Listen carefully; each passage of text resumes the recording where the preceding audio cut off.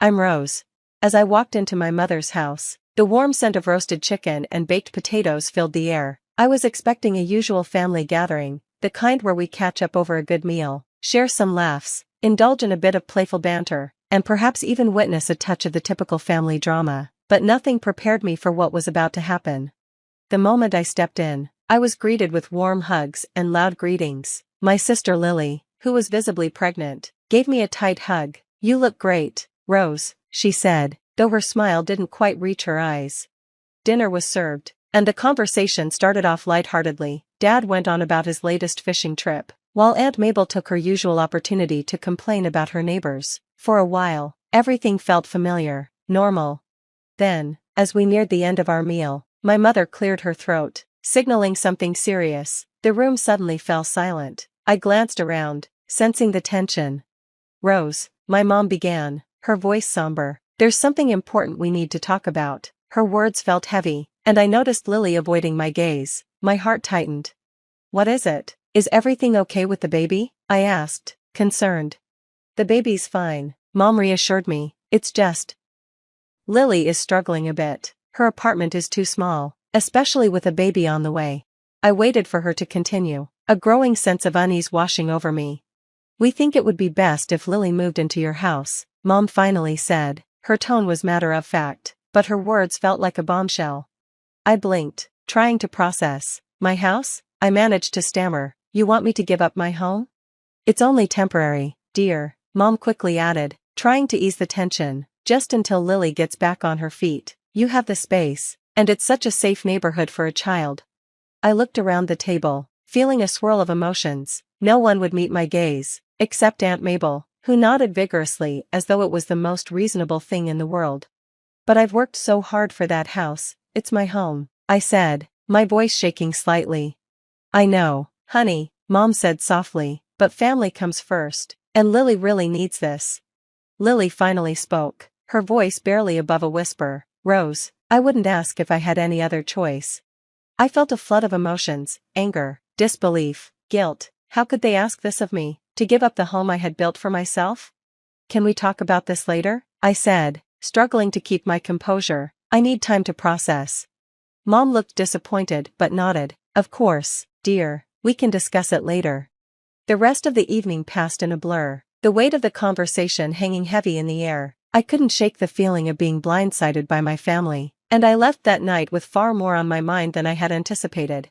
I couldn't focus on the conversation. My mind was spinning from the shock of the request. It wasn't just the fact that they wanted me to give up my home, it was how they did it. In front of everyone, putting me on the spot, as if they expected me to agree without hesitation or questions. As I drove home that night, I couldn't shake the overwhelming feeling of betrayal. The very people who were supposed to support and understand me, my family, were now asking me to sacrifice something deeply personal. My house wasn't just a place, it was my sanctuary, my achievement, the result of my hard work. Lying in bed that night, staring up at the ceiling, I couldn't stop thinking about it. The house wasn't just bricks and mortar, it was filled with memories, dreams, and the sense of independence I had built for myself. The thought of giving it up felt unbearable, yet the guilt of possibly letting down my sister, Lily, and the rest of my family weighed heavily on me. I knew this wasn't just a simple request. It felt like a test of my loyalty to them, a challenge to my independence, and I was torn, pulled between wanting to meet their expectations and standing up for myself. That family dinner had set the stage for a conflict I wasn't prepared for, a challenge that would test my resolve in ways I hadn't imagined. As I finally drifted off to sleep, one thing was clear. The days ahead were going to be some of the toughest I had ever faced. The next morning, I found myself at my desk early, still distracted by everything that had happened the night before. The request to give up my home weighed on me heavily. It wasn't just a house, it was a place I had poured my heart and soul into, and paying the mortgage had been a struggle I was proud of overcoming. As I tried to immerse myself in work, my colleague and close friend, Mark, noticed the strain on my face. "Hey Rose, you seem off today. What's going on?" he asked, leaning against my desk. I sighed deeply, my emotions still raw. "It's a family thing," I explained. "They want me to give up my house for Lily." Mark's eyes widened in surprise. "Your house? But you've worked so hard for that place." "I know," I said, feeling a lump forming in my throat. "I've put so much effort into paying off that mortgage. And now, just because Lily's pregnant, they expect me to hand it over. As the day went on, my predicament slowly became the topic of discussion around the office. I hadn't meant to share it with everyone, but once Mark knew, the news spread quickly. In the lunchroom, Janet from HR approached me, her expression full of concern. "Rose, I heard about your situation, but don't you think your sister needs the house more than you do? I mean, family is family, right?" she said. Her words hit me hard. I struggled to keep my composure. "It's not that simple, Janet," I replied. "I've sacrificed so much for that house. It's not just a building to me." Later, during a team meeting, I found myself once again lost in thought. The weight of the situation hung over me, and I knew this wasn't a decision I could take lightly, no matter which way I turned. I felt trapped between my love for my family and my own sense of self-worth. As I sat at my desk, trying to focus, I couldn't help but overhear a hushed conversation behind me. "If it were me, I'd just give up the house. That's what family does for each other," one of my colleagues muttered. Hearing that made my heart sink. It was disheartening to feel as though all my hard work and dedication were being dismissed so easily. Yet, not all my coworkers felt the same. Some offered sympathetic nods and words of encouragement, clearly recognizing the unfairness of my situation. The rest of the day felt like a constant tug-of-war between my professional responsibilities and the emotional turmoil brewing inside me. I realized the broader issue wasn't just my family's pressure, but also the societal expectation that family should always come before personal achievements. This expectation seemed to echo in many of the comments I received throughout the day, as though my own efforts and struggles were insignificant next to my role as a sister. This wasn't just about my house anymore. It was about my identity, my independence, and my right to make decisions for my own life. The pressure from my family was difficult enough, but facing similar attitudes at work highlighted how ingrained these societal norms really were. As I left the office that evening, I felt a strange mix of frustration and clarity. I realized that standing up for myself would be no easy feat, especially when it meant going against what so many people considered to be normal or expected. But the idea of giving in to this pressure, of sacrificing my home and everything it represented, became more and more unthinkable as the day wore on. Driving home, I passed by familiar streets and landmarks, each one a reminder of the journey that had brought me to this point in my life. My house wasn't just a structure, it was a testament to my resilience, my independence, and the countless sacrifices I had made to get here. When I arrived home, I paused for a moment outside, staring at the house I had worked so hard to build and protect. The mere thought of giving it up, especially under such unfair circumstances, only strengthened my resolve. Inside, surrounded by the walls I had painted and the furniture I had carefully chosen, I felt a renewed sense of determination wash over me. I knew the road ahead would be tough, difficult conversations lay in wait, and the relationships with my family might become strained, but deep down, I knew I had to stand up for myself, for what I believed in, and for my right to make choices about my own life. My home represented more than just shelter, it was a symbol of everything I had fought for.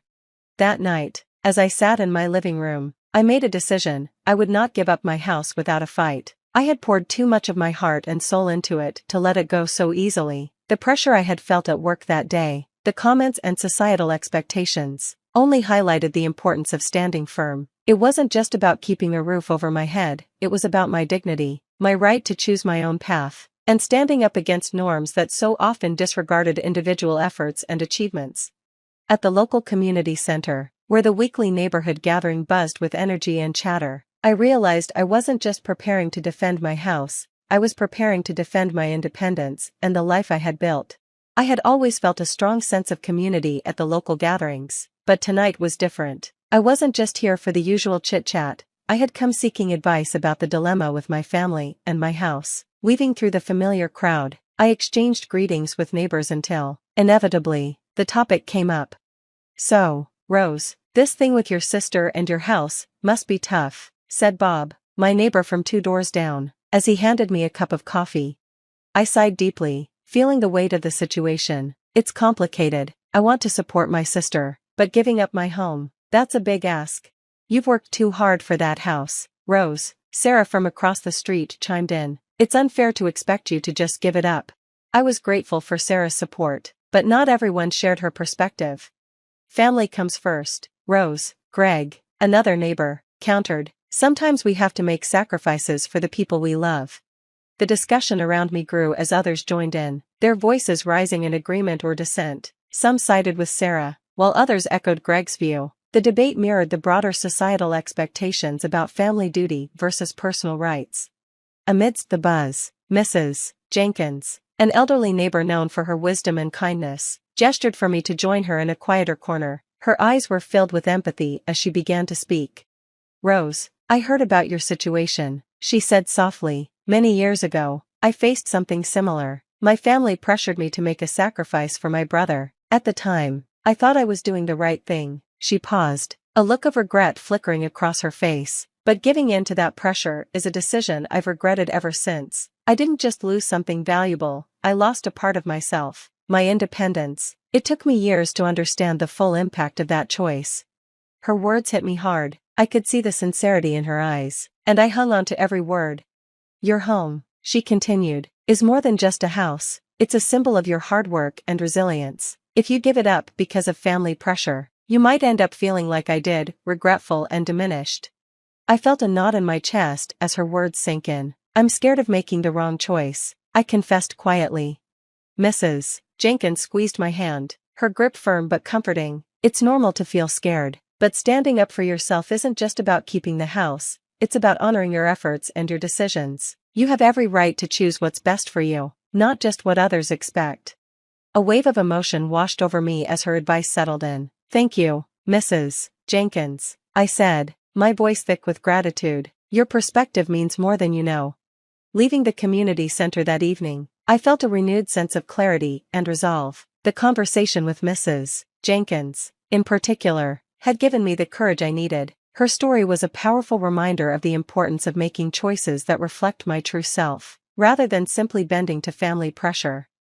That night, as I lay in bed, thoughts of the upcoming confrontation with my family circled in my mind. It was going to be one of the hardest conversations of my life, but now, more than ever, I felt ready.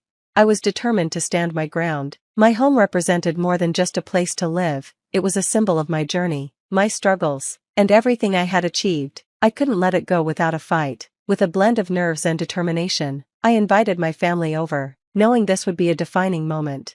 The living room felt charged with tension as my family arrived. Mrs. Thompson, Lily, Dad, and a few aunts and uncles. Their faces displayed a range of emotions, from curiosity to concern. Once everyone settled in, I took a deep breath.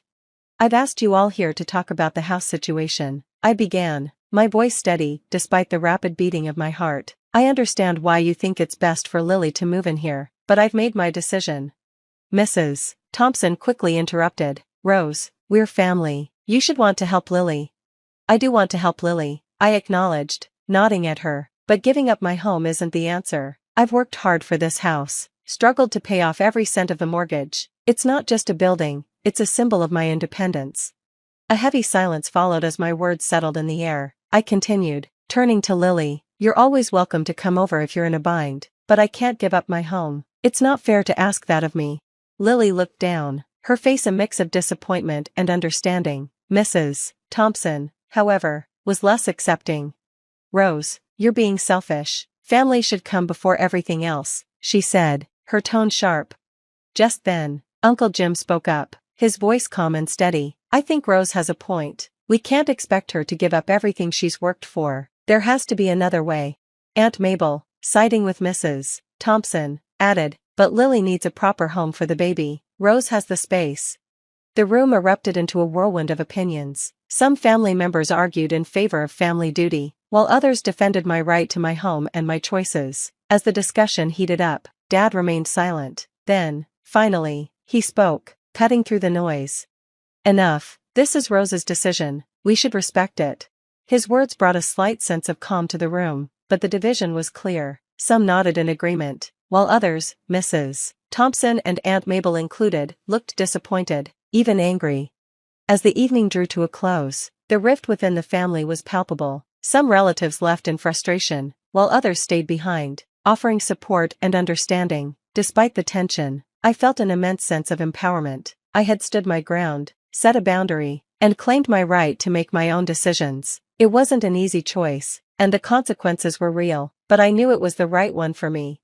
In the days that followed, I found comfort and solidarity in my neighborhood. I hosted a small gathering at my house, inviting neighbors who had stood by me. It was a simple event, full of laughter and shared stories, a sharp contrast to the tension of the family meeting. As we sat in the backyard, enjoying the cool evening breeze, I looked around at the smiling faces of my friends and neighbors. These were my people, those who respected my choices and understood the significance of my journey. The path had been challenging, filled with doubt and difficult conversations, but it had led me to a place of strength and self-assurance. I had learned the value of standing up for myself, of maintaining my independence, and of choosing my own path. As the evening came to a close, I stood in my home, a place that was truly mine, and smiled. Though the future might hold uncertainty and strained relationships, I was ready to face it all on my own terms, in the sanctuary I had fought so hard to keep. Rose's journey has reached its conclusion, but now I have a question for you. If you were in Rose's shoes, would you have made the same decision to keep your house, or would you have sacrificed your home for your sibling? This situation raises profound themes about family duty versus personal rights. What would you prioritize, and why? We'd love to hear your thoughts, so please share them in the comments below. And if you've enjoyed this story and the important discussion it brings, don't forget to like this video and subscribe to the channel for more engaging content. Your support helps us continue to bring you stories and conversations that matter. The sound of the alarm clock cut through the morning silence with its annoying sharp beeping. Cliff opened his eyes, trying to suppress an irritated groan. It seemed like he had just touched the pillow half an hour ago, but the clock already showed 7 a.m. What a mystery.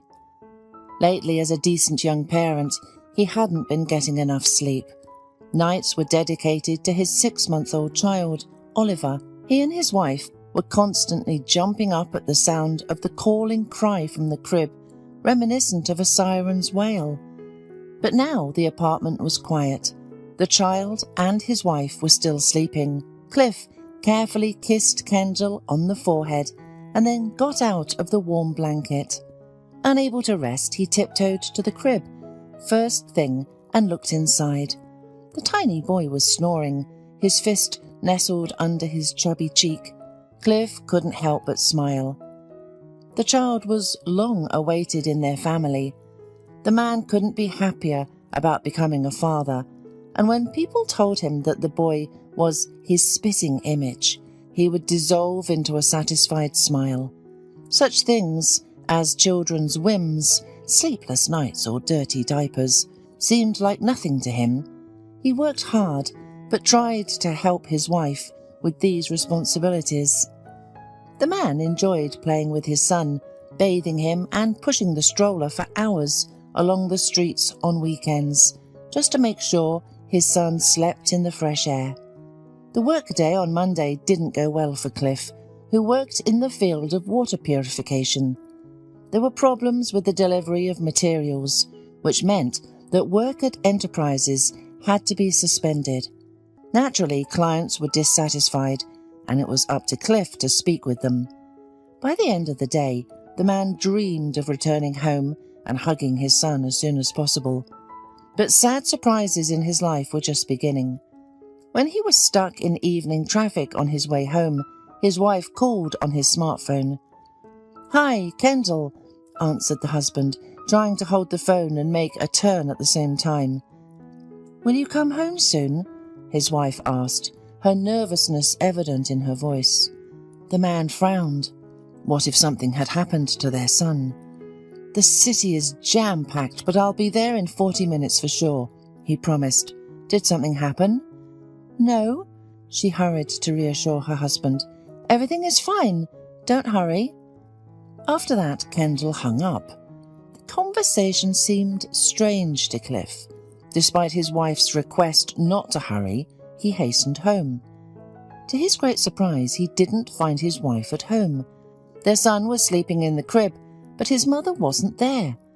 Deciding that she might have gone down to the neighbour, he went to the kitchen to have dinner.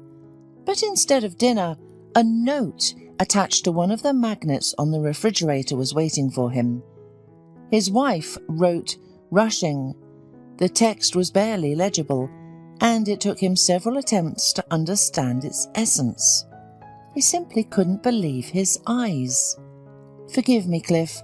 I can't stay with you and our son. Circumstances have arisen. Tell our son that I love him." Of course, the man thought it was a prank. He started calling Kendall and then her acquaintances, but to no avail. She disappeared.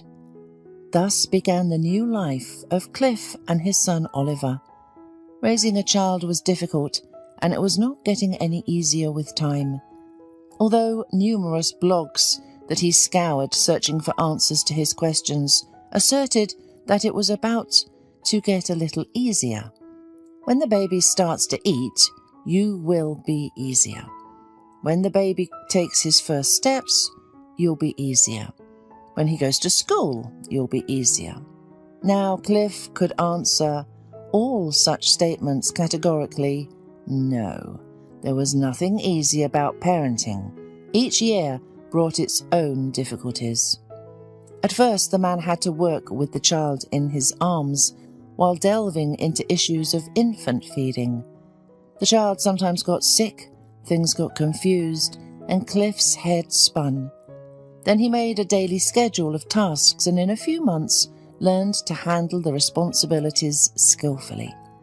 During this time, Kendall had only sent one message, the divorce papers, but she refused custody. Without feeling any pity, Cliff signed the necessary papers and forgot about the woman forever. When Oliver became a schoolboy, his father had to not only deal with the crisis of adulthood, but also attended parent-teacher meetings. He felt like a black sheep among the army of mums. However, all these difficulties did not prevent the father and son from living a happy life. Cliff raised a kind and responsive boy who could stand up for himself and for the weaker ones. Oliver went to karate and swimming from the age of 4. He was healthy and a real source of pride for Cliff.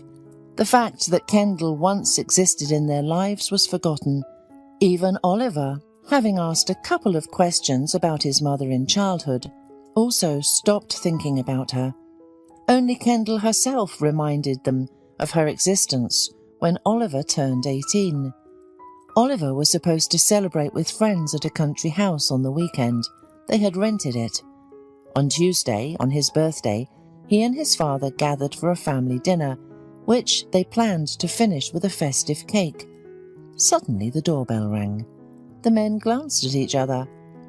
"Are you expecting guests?" Cliff smiled. "Well, actually, no.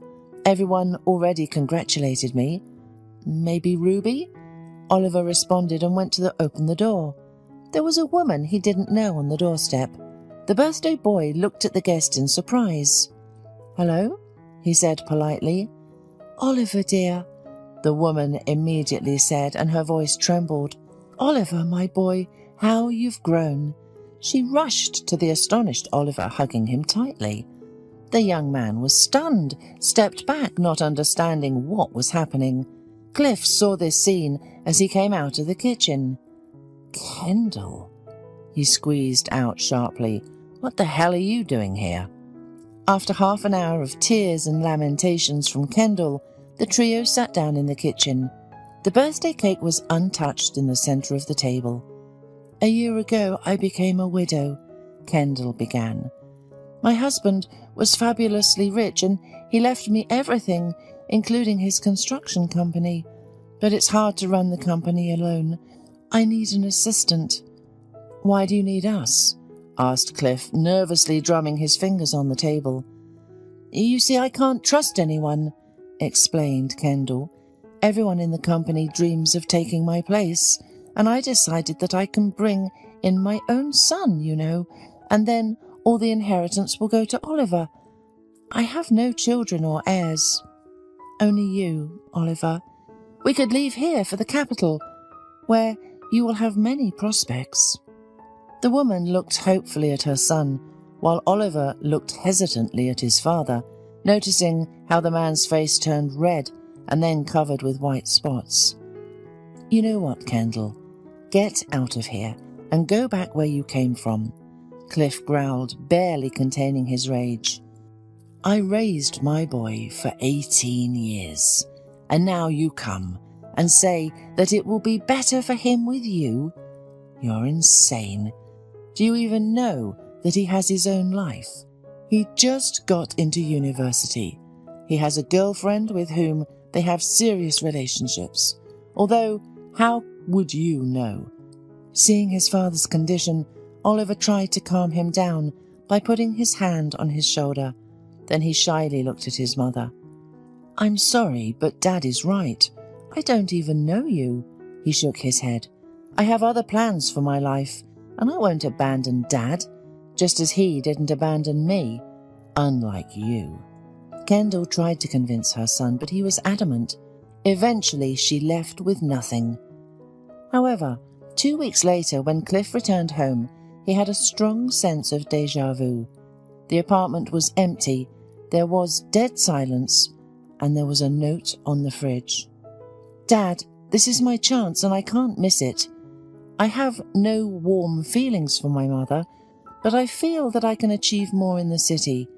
As soon as I'm on my feet, I'll come back, and I'll be able to help you. You won't need anything. I'm sorry I'm running away like this, but you wouldn't understand me, and wouldn't let me go. Don't look for me, but know that I love you.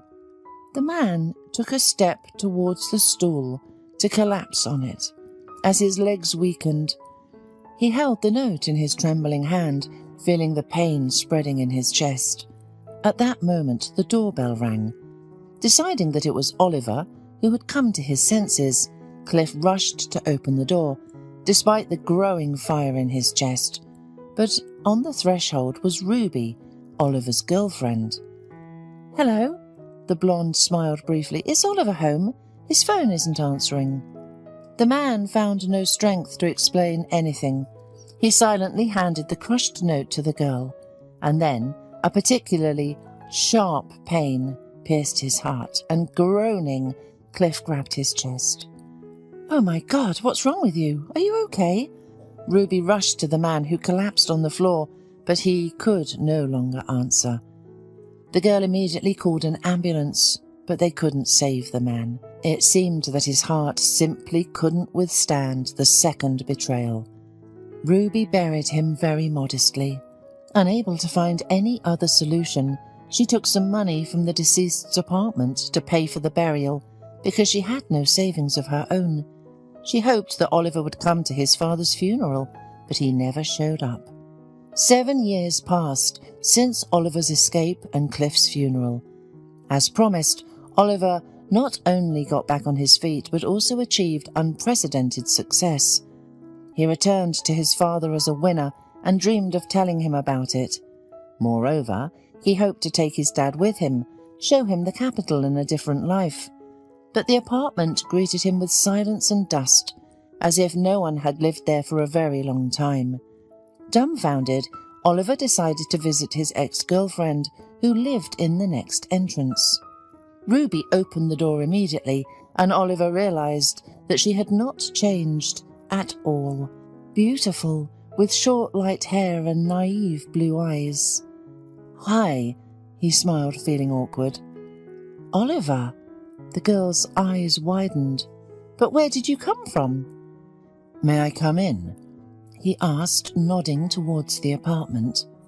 Ruby nodded, stepping aside and allowing her ex-boyfriend to enter the house. She lived there alone. Her grandmother, who raised the girl, died in a car accident 5 years ago.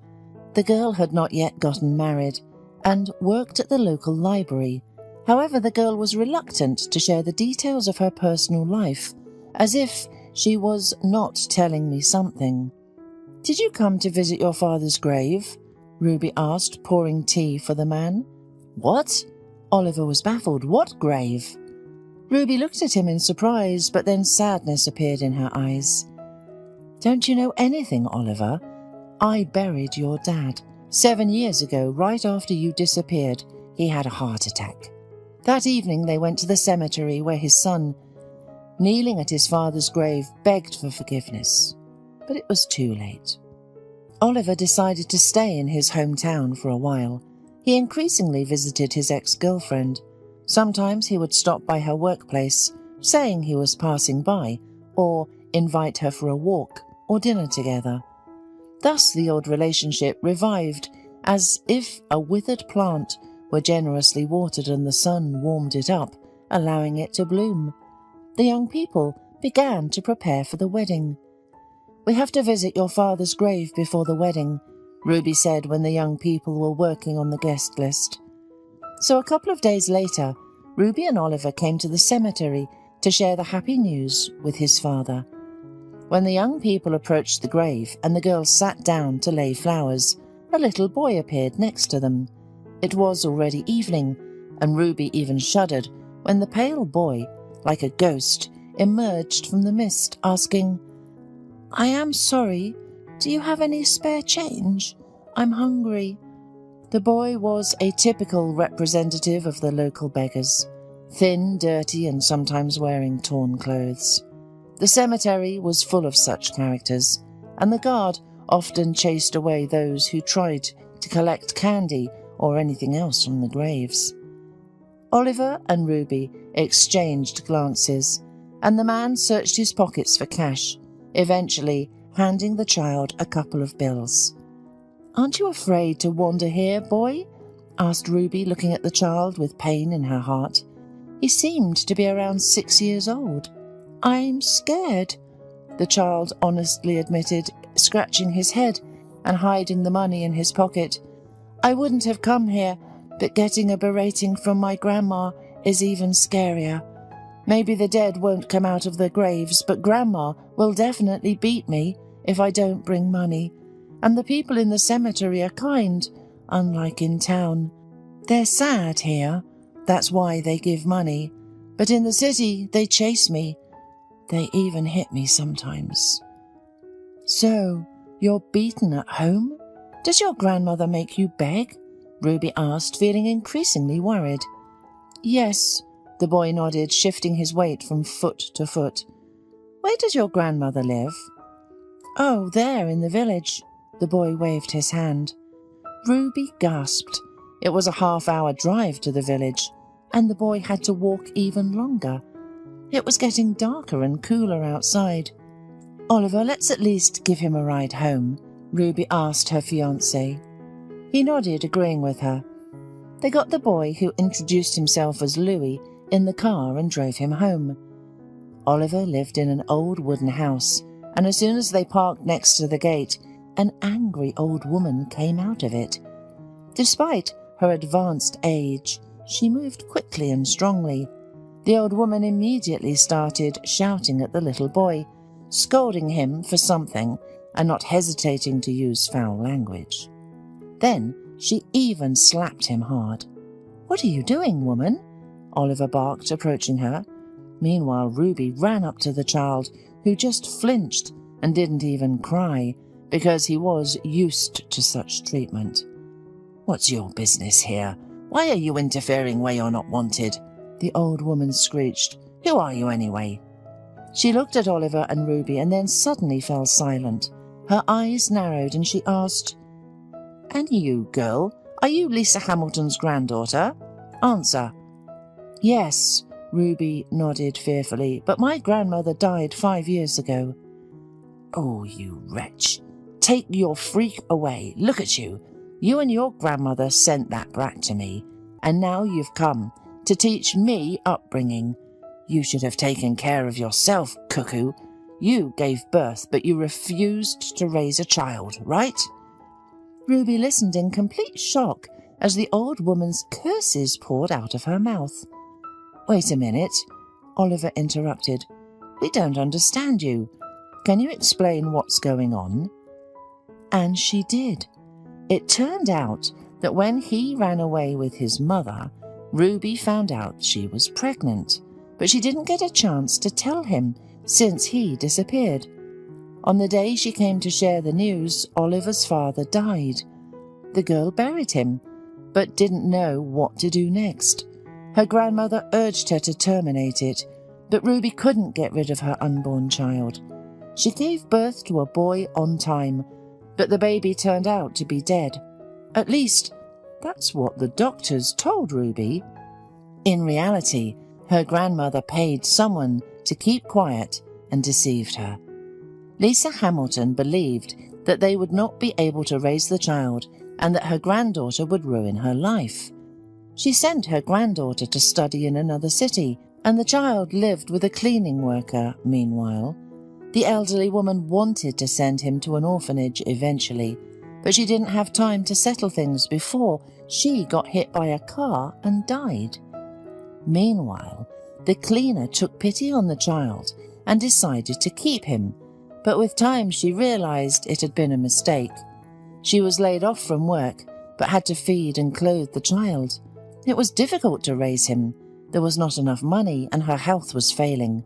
She became increasingly angry with the boy each day, considering him a burden, but she couldn't give him away, fearing that she would be prosecuted for that. It would have been difficult to believe her story if Oliver and Ruby did not take a new look at the boy.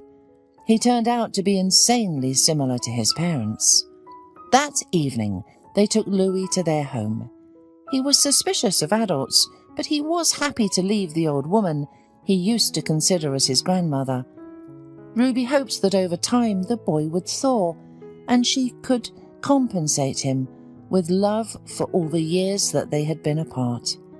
Tears streamed down Ruby's face, and her heart ached with pity for this child. "Perhaps your father brought him to us," Ruby mused when the boy, dressed in his new pajamas, slept in their bed. Oliver remained silent, though he himself thought the same thing. Maybe his father could forgive him after all, and give him the best wedding present ever. 5 years have passed since then. The family's apartment was noisy as usual. Louis teased his 4-year-old sister and threw a pillow at her older brother's laughter. "Children, are you ready yet?" Oliver asked, peeking into his son's room and shaking his head. "Molly, don't strangle your brother. He still has a test to take today." "Dad, why did you have to remind me?" groaned his son from under the pillow. "Molly, squeeze harder. I don't want to go to school." "But I want to go to school," the girl declared. "You're thinking that way now, little piglet," the schoolboy snorted, emerging into the light of day. Oliver didn't notice his wife approaching as he watched the children. She hugged him around the waist, pressing close to her beloved. He smiled, kissing her on the head. "Breakfast is on the table," Ruby said, looking lovingly at the mischievous children.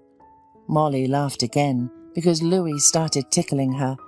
The laughter of children, the smell of coffee from the kitchen, the tender smile of his wife. Oliver thought this morning was the most beautiful of his life. But he was wrong. There were many, many more ahead. Marceline was always a kind and somewhat naive girl. During her primary school years, she began fainting, and doctors soon discovered that she had a heart defect. They warned Marceline and her parents that she might not live to adulthood. Despite this, Marceline was determined not to leave this world so soon. At age 17, Marceline fell in love with Paul, married him at 19, and found out she was pregnant at 20. Doctors categorically forbade her from giving birth, warning her of the risks to both her and the child. "Do you understand what a risk this is? Both you and the child can die," frowned the obstetrician-gynecologist, urging Marceline to stop the pregnancy. When a woman carries a child, her heart and blood vessels experience tremendous stress. Only a healthy body can cope with it, not yours. But Marceline couldn't imagine getting rid of her beloved child, even though her husband discouraged her from taking such a step. He was worried about his wife, but the young woman was determined. As predicted, Marceline's pregnancy was difficult, and she gave birth prematurely. Doctors had to bring her back from the brink of death, but the son was born healthy. Soon Marceline recovered. From that moment, their small family was happy, until one fateful incident. That evening, Marceline was waiting for her husband and son to come home. Paul was supposed to pick up their child from the football session, where he went after school. Marceline was humming a pop song that got stuck in her head like an old record. She was setting the table, anticipating a family dinner. It was Friday, so it was their tradition. After dinner, they usually played board games. Marceline looked at the clock for the 5th time. Her husband and son were delayed. At that moment, her phone rang. The woman smiled, noticing that her son had called. Ever since Edward got a phone, he used any excuse to call his parents. "Hello, Edward, where are you? Why are you late?" asked his mother. "Mum!" The child's voice, filled with horror, came from the receiver, and the smile vanished from Marceline's face. She sat on a stool, feeling her strength leave her instantly. "What happened?" she whispered, turning pale. "Mum, Dad doesn't move," the child said.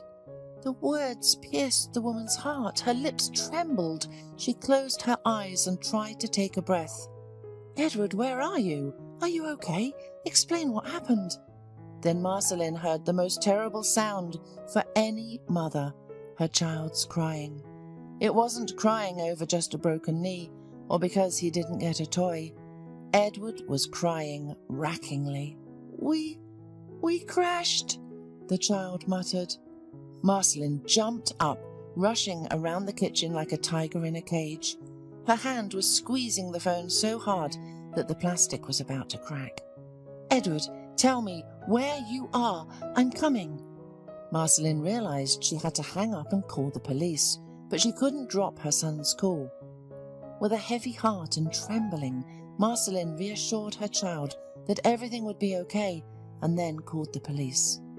They informed her that they had already responded to the scene, and once Marceline learned where the accident had occurred, she rushed there. Upon arrival, she saw her son in the ambulance. The woman rushed to him, feeling a wave of relief, but it was short-lived. "Where's my husband?" she asked. "What happened?" "A truck cut off the car," the officer explained. "Your husband drove straight into it at high speed. The child was in the back in a car seat. He is unharmed. The impact hit the front of the car and crushed it. The man died on the spot. I'm sorry." Marceline felt like her heart had shattered into a million pieces. However, she knew she had to be strong for her son. She had risked her life to give birth to him, and now she would do everything to make him happy. So Marceline began to live for Edward. She tried to fill the void left by her husband, working hard, going to her son's football matches, and working on her computer at night. Marceline was an advertising designer and had completed courses during her maternity leave. Her talent helped her quickly earn a good reputation among clients. Living without her beloved was difficult. Marceline thought that when Paul died, part of her heart was ripped out of her chest and buried in the ground. However, time passes, and even the deepest wounds can heal. When Edward was 13, Marceline met Ron. Ron was very handsome, especially in his military uniform, since he was an officer. Many years ago, Ron came to the city from the village, enrolled in a military school, and was assigned to the town where Marceline and Edward lived. The future spouses were introduced by mutual friends. Ron immediately fell in love with the modest, sweet Marceline. At first, the woman gently rejected his advances, until her friend tried to talk sense into her. "What's wrong with you, Marceline? Have you gone crazy? Ron is an eligible groom. He has a good job, and you're alone, turning your nose up at such a man. Who else will take you with your boy? Your husband has been dead for a long time. It's time to take off the widow's dress." Marceline was surprised and even offended. "I'm not saying that Ron is bad. It's just not interesting to me." "You're a fool, Marceline. We just want what's best for you," her friend retorted, not expecting resistance. "Think for yourself. Edward also needs a male authority figure. You yourself said that he's thinking about a military school. That's what he needs. a stepfather like Ron. It's unclear what tipped the scales of doubt, the words of Marceline's friends or Ron's courtship, but soon she agreed to go on a date with him. One date led to another, then the third. Ron seemed like a simple, kind person, and his soul was open. If I stayed in my village, I would have definitely drunk myself to death. Ron confessed honestly. There's nothing to do there, only drinking. There is no work at all. And I have a bad inheritance. My father was a heavy drinker. Time passed and Ron quickly found a common language with Marceline's son. They often went out together into nature, to the movies, and to football matches. Gradually, Marceline became attached to Ron. It wasn't the same love she had had for her late husband, but the feelings were sincere and tender. Ron, on the other hand, was head over heels in love with Marceline. Sometimes he acted like a schoolboy in love, showering her with flowers stolen from someone's flower bed, singing songs under her window with his guitar, to the annoyance of their neighbours. At night he wrote her name on the pavement so she could see his artwork from the window in the morning. After a year, Ron found out he was being transferred to a new duty station. So without hesitation, he got down on one knee and proposed to Marceline. "I want to take you and Edward with me," he said, looking into Marceline's eyes. "I can't live without you." Marceline consulted her son because she couldn't make such a decision alone. After all, relocation and a new school could be a tough challenge for a teenager. However, kind-hearted Edward just hugged his mum and congratulated her. "Of course, Mum, say yes." Edward confidently nodded. "Ron cherishes you. I want you to be happy. Besides, I like him too." But before saying the coveted yes, Marceline sat opposite her fiancé to talk seriously. "I won't be able to give you a child," the woman admitted.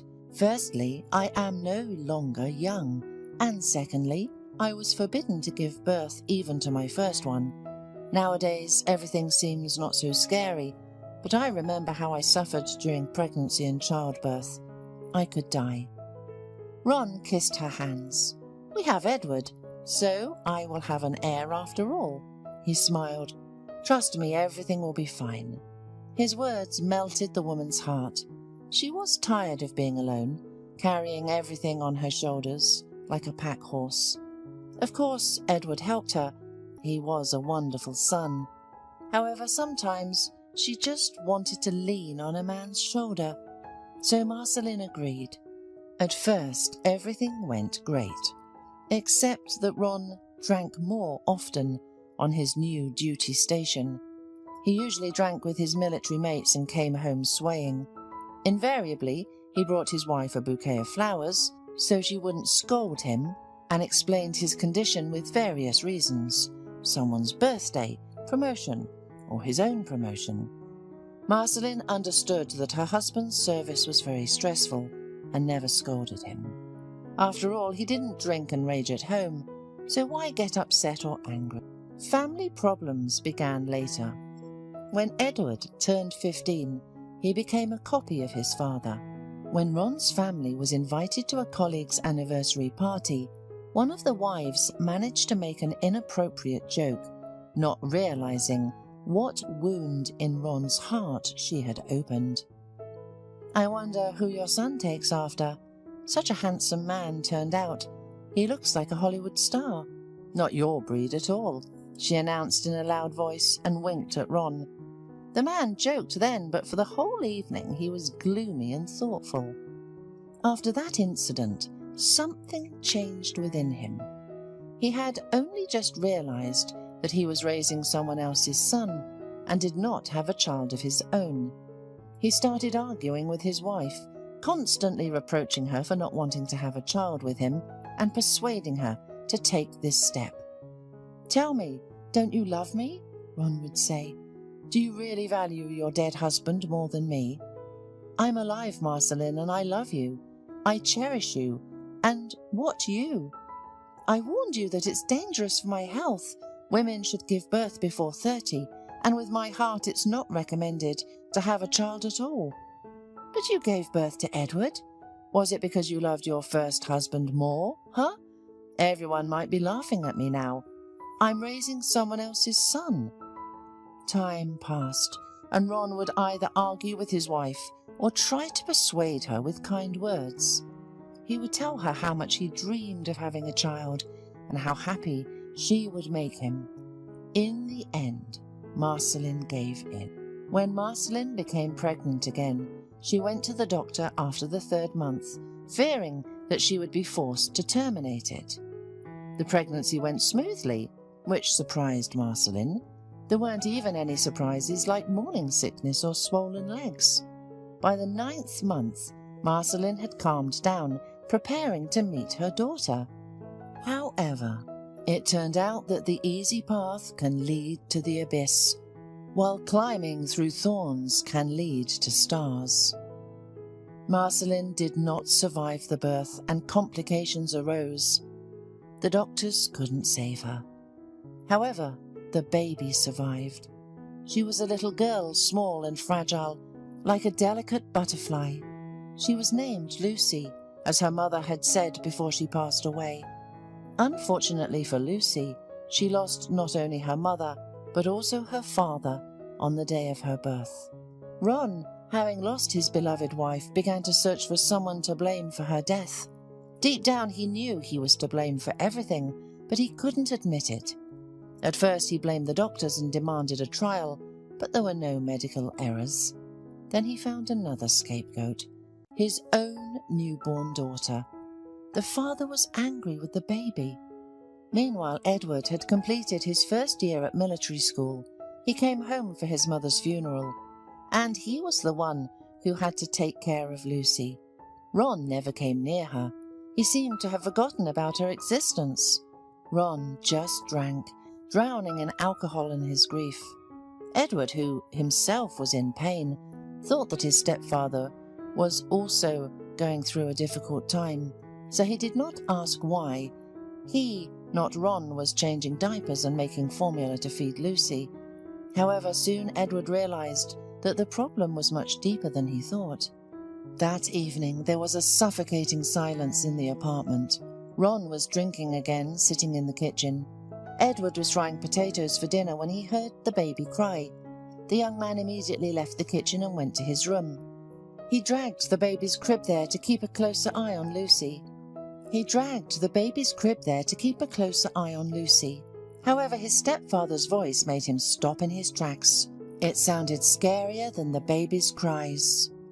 "I wish that brat was never born," he said hoarsely. "You know, I'm thinking of putting her in an orphanage." "What?" Edward turned around, thinking he had misheard. The man knocked back his shot, sniffed a piece of lemon before tossing it into his mouth. "I can't stand to look at her. Don't want to touch her. What's the point of her being here? Nobody needs her," he said. "I need her." Edward clenched his fists. "Just try to take Lucy away from here." Ron looked at his stepson with reddened, cloudy eyes. "What are you talking about? She killed your mother," he barked, slamming his fist on the table. "You demanded a child from her," he yelled back, "so you're to blame." Ron tried to get up from the table in anger, with the clear intention of teaching his stepson a lesson, but his body failed him, causing him to stumble and fall back onto the chair. Lucy was still crying, calling for her brother, as she knew no other warmth. Edward rushed to his little sister. He took the baby in his arms, seeing that her face was already red from tears. "Hush, little sister," he muttered. "I won't let anyone hurt you." Listening to her brother's heartbeat, Lucy fell asleep again. However, Edward did not return to the kitchen. He locked himself in his room and sat there until morning, not letting the baby out of his sight. He thought a lot. When it's summer and you're a handsome 19-year-old guy, you want to enjoy your youth, go to nightclubs, have fun, and make new acquaintances. However, Edward's future was different. That night he made a difficult decision for himself. He took an academic leave from the military school, intending to take care of his younger sister. He hoped that in a year, when the baby grows up, his stepfather will come to his senses. He must be going through terrible stress from losing his wife right now. He needs time, Edward thought. However, he did not understand why no one gave him that time for grieving. He also lost the closest person. Only Edward was a real son of his mother and did not allow himself to drown in sorrow. Just as Marceline found salvation in her child, Edward found solace in Lucy. Meanwhile, Ron did not get any better. He was constantly dissatisfied with his children. He continued to drink and curse. The man never helped his stepson with his daughter. Ron was away for a long time on duty.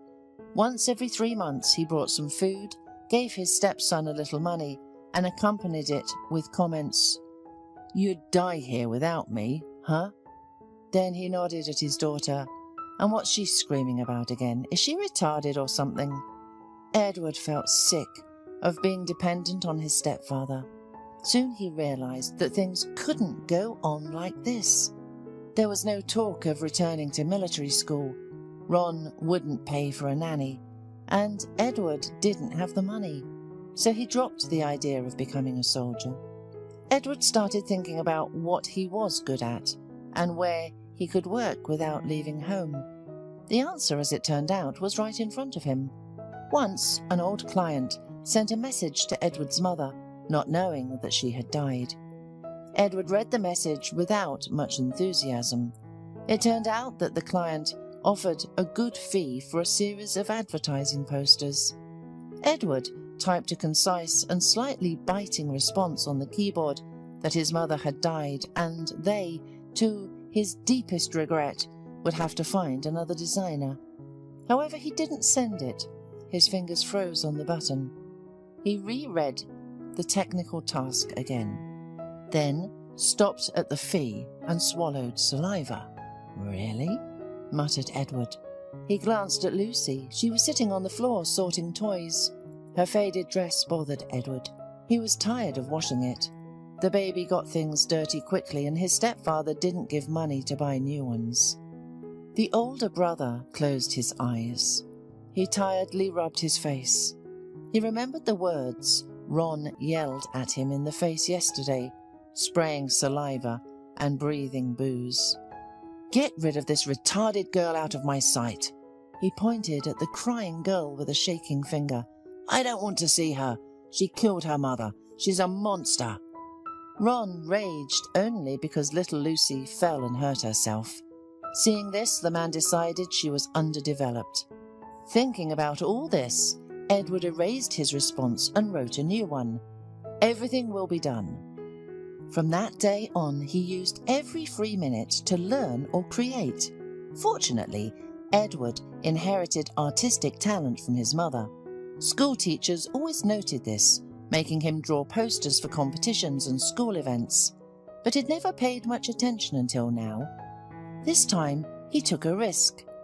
He took his mother's graphic tablet, started studying programs and the intricacies of design art. When he sent his work to the customer, his heart beat so hard in his chest that it felt like he had already run a marathon. Edward waited for an answer all day. By evening he had already despaired, deciding that they had seen through him, and the works would be sent back and criticized. After all, his mother was a professional, and he was self-taught. And besides, time was short. However, when Edward was feeding his sister, making a spoon airplane and buzzing, he received a response. "Everything is cool. We send it to print. Where should we transfer the money?" Edward let out a loud exhalation and then laughed. Lucy didn't understand what made her brother laugh, but she also started laughing. Edward looked at her dirty face with traces of dinner, picked up his little sister and hugged her. Remembering that the child had just eaten, the boy calmed down, but still hugged the baby to him. "Everything will be fine with us, Lucy," he promised. Edward kept his promise. He took on tasks for designers, worked in any spare time. With each completed project, he became more inspired, constantly developing skills and following trends in the world of graphic design. Of course, there were also unpleasant moments. For example, difficult clients with numerous revisions. Once, someone cheated Edward out of a payment for a job. From that moment on, he implemented a system of prepayment. Although he endured Ron's reproaches, Edward didn't tell his stepfather anything about his new income. Instead, he simply saved money until he could leave his stepfather's home. When it occurred, he went to court to take custody of Lucy. Ron didn't resist, as his daughter was never important to him. But that was only the beginning of the story for the brother and sister. When Lucy was 2.5 years old, she already spoke well. She called Edward either brother or daddy, as she didn't know another father. She also became very curious and asked millions of questions. One evening, as Edward was putting his little sister to bed, he told her a fairy tale. He couldn't remember the plot of Cinderella or Puss in Boots, so he made up beautiful stories on the spot about princesses, knights, dragons and other fairy creatures. "What was the elf like?"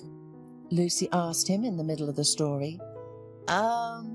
Edward stumbled. "With pointy ears and white hair." "Pointy? What does that mean?" "If you fall asleep, I'll draw it in the morning," Edward promised, yawning. Lucy tried to fall asleep. She really wanted to see the elf, and Edward had to keep his promise. He drew a beautiful elf when Lucy sat on his lap, then a dragon, and then a princess in a ball gown. When Lucy became afraid of the dark, Edward invented a tale about fairies who lived on little stars and came to sleeping girls in their dreams.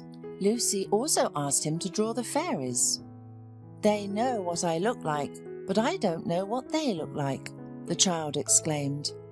Edward began drawing illustrations for his own fairy tales to delight his sister. This is how books authored by Edward appeared in their library. One of his friends saw the books and suggested that Edward publish them online. "What if someone buys them?" he shrugged. "The books are cool." Edward shrugged but didn't dismiss the idea. What he didn't expect was the insane popularity of his work. So, Edward went from being an advertising designer to a children's book author. The stories were touching and kind because he told them to his beloved sister. Later, fame descended upon the brother and sister. People loved the story of a young man who cared for his younger sister and wrote her fairy tales. Edward was embarrassed by the attention, but it led to something wonderful. One day, a young woman came to their house. Blushing, she asked Edward for an interview for the newspaper. Her name was Maggie. She was a student on an internship. She was told to take an interview of anyone worthy of admiration. She chose Edward, as she was subscribed to his social media account and even bought his books. She asked him to sign them. "Do you have brothers or sisters?" Edward asked. "No," the girl blushed and then looked at him slyly. "Maybe I'm also afraid to sleep alone in the dark. Do you have any advice for adult girls?" Later, Maggie confessed that she was embarrassed by her silly flirting. She had no experience of communicating with men, and Edward really wanted to impress her, so she blurted out something she read in a woman's magazine. However, it was precisely the fact that Megan blushed to the roots of her hair and flirted with Edward that made him laugh. 2 years later, Maggie became his fiancée, and later his wife. Meanwhile, Lucy grew up as a happy child who knew no sorrow. Although she didn't have parents, her brother replaced them all. He sacrificed a lot just to make her smile. A child's smile is worth all the treasure of this world. At least that's what Edward thought. And fate rewarded him in the end. At the bus stop, a peculiar passenger boarded the dusty, dilapidated bus that travelled along provincial roads. His presence was unusual, especially considering the stop was located in a deserted wilderness. The surrounding villages were dying out, as the youth flocked to bigger cities for the opportunity to live more comfortably, while the elderly simply passed away due to old age. The old man, approximately 75 years old, looked like a character from old folk tales. He had long, well-groomed grey hair, and his beard looked in all directions, resembling the crown of an oak tree, to which the old man somewhat resembled with his stockiness. His clothing was simple, not rags, but not a luxurious suit either. In some places, patches were visible. The clothes were old but functional. He held on to a homemade walking stick. In general, he looked like a prophet, a pilgrim, or even a beggar. However, the respectable old man paid no attention to the curious glances of the passengers. He stood firmly on his feet, and his whole posture was not that of a bent old man who barely dragged his bones, but rather that of an aging warrior whose remnants of strength were still with him. "Excuse me, how much further until the district city?" the old man calmly asked the driver. "I'm going to the Le Bourdanin restaurant. Is there still one?" "Of course there is. What brings you there? Don't get me wrong, but you don't seem like a regular at such establishments." "I decided to visit distant relatives, find out how they're doing, and treat myself to some delicious food." The old man smoothed his beard and hid a grin under it. "Well, I have good news for you. Our bus station is not far from that restaurant.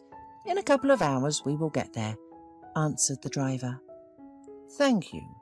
The elderly man headed to a free seat, and people fell silent at the sight of him, looking at him respectfully.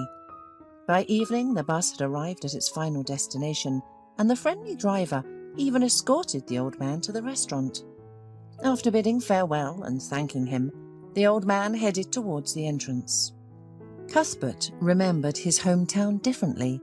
Although his hometown welcomed him with open arms, but it was unrecognizable.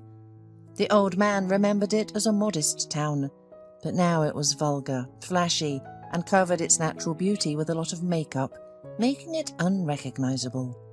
He felt himself like a pilgrim who went to distant lands, taking a handful of his homelands in his soul, and after decades of wandering, he returned home.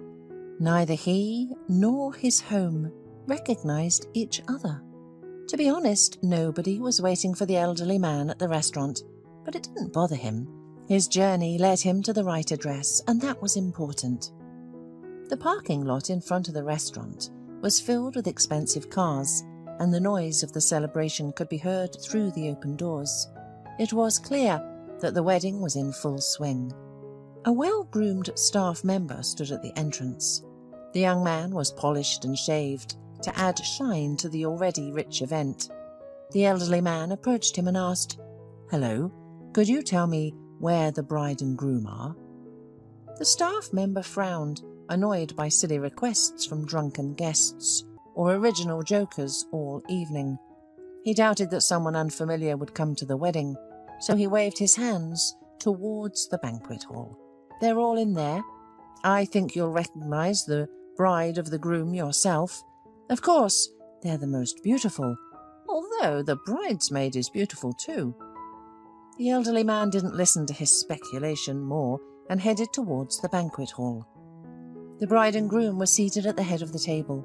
The young woman was dressed in a splendid wedding dress. The groom looked cheerful. He was dressed in a classic suit, which he wore with a feigned lightness. He felt the desire to control all the festivities, instead of indulging in the general merriment. He was good-looking, so no one could be surprised by the choice of the bride.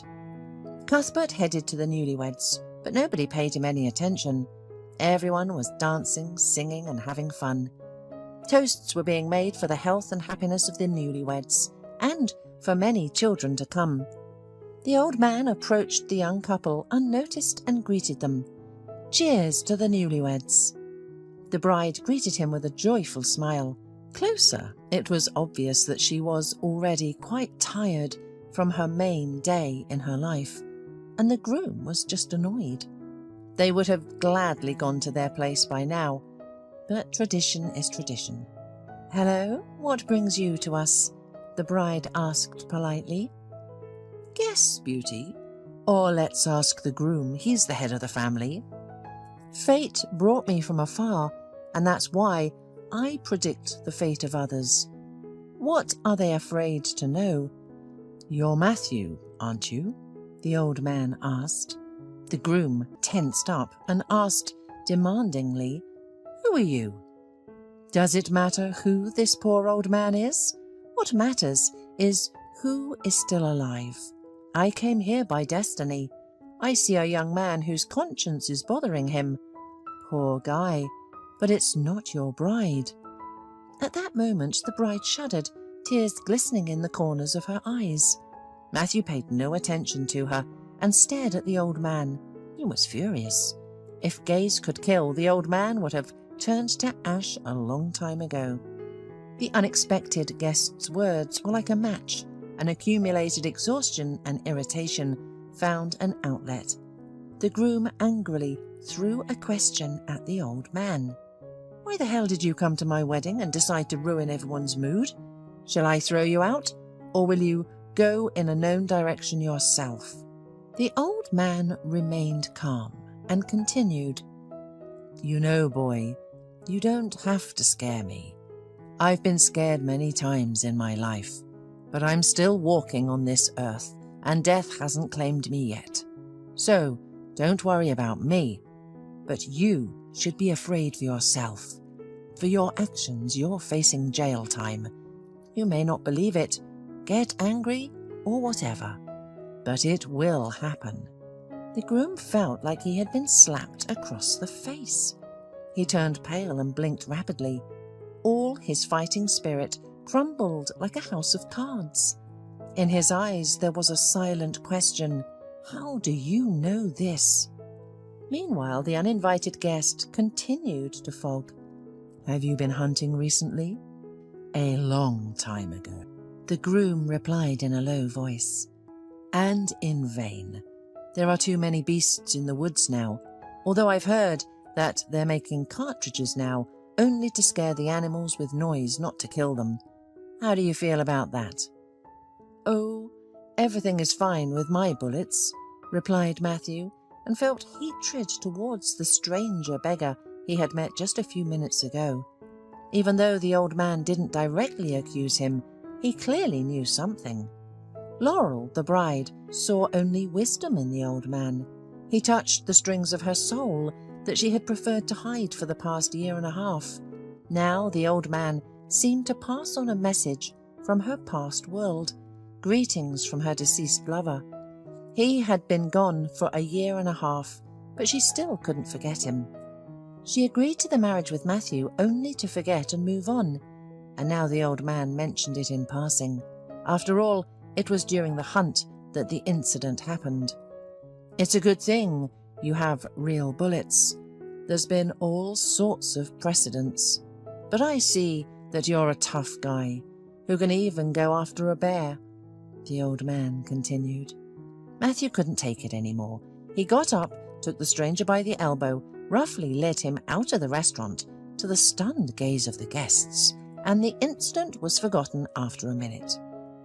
Meanwhile, the bride used a back door and caught up with the old man. She handed him a small bundle of treats, quickly put together in the restaurant kitchen. "I'm so sorry. Forgive Matthew. He's just nervous. He's just so emotional. It's not every day that a man gets married. That's why he's so angry. But I listened to you carefully, and you said strange words. Nothing really, but somehow it's scary and creepy. Do you know something about that day?" "My name is Cuthbert. Maybe I do, maybe I don't. You're looking for answers that I can give you, but I won't. If you want to find them, remember where you left your love, and look for it in the closed village not far away. Answers are waiting for you there. And now, I'm leaving. A long road awaits me, and you have a choice, to look for the truth or to live as you've been living." The old man turned and limped towards the bus stop. The bride was called, but she didn't hear anything and continued to stand still. Memories consumed her. It all happened 1.5 years ago. Her beloved Paul and Matthew went hunting on that fateful day. In addition to their business and friendship, they had a shared passion for hunting. Nothing foretold the trouble. As usual, the friends took their rifles and went to find prey. But they became the prey themselves. When Matthew arrived home that evening, he told everything. A bear attacked them. The animal probably woke up from hibernation earlier than usual, so it was aggressive. Paul was less lucky. His rifle broke. Matthew shot at the bear and ran away when he saw that his friend was already dead. They didn't even find his body later. For 6 months, Laurel suffered and couldn't find her place. She blamed and cursed everyone and everything. After a while, Matthew started making timid attempts to become her boyfriend, but the girl kept the memory of her beloved for 1 year before finally responding to Matthew's feelings. She didn't burn with great love for him, but he was a handsome young man. She was sure he would always stand by her because he adored her and felt guilty of the death of his friend. Matthew often said he was guilty before her for not protecting Paul, and he said it sincerely. She believed and forgave him long ago.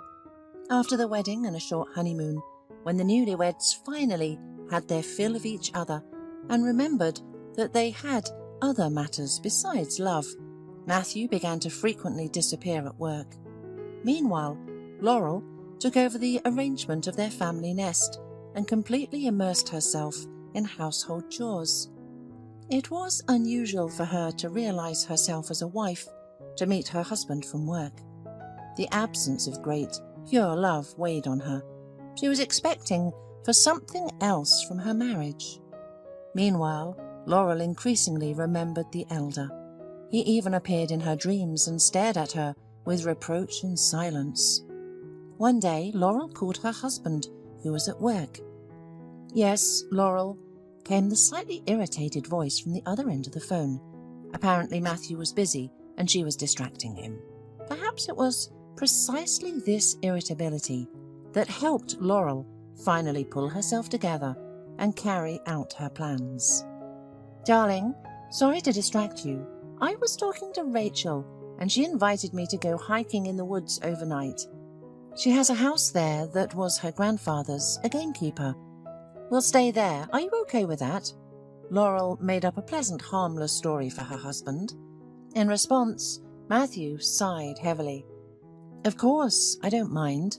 Especially, I'll be busy with our business." "Thanks, Kitty. Love you," laughed Laurel.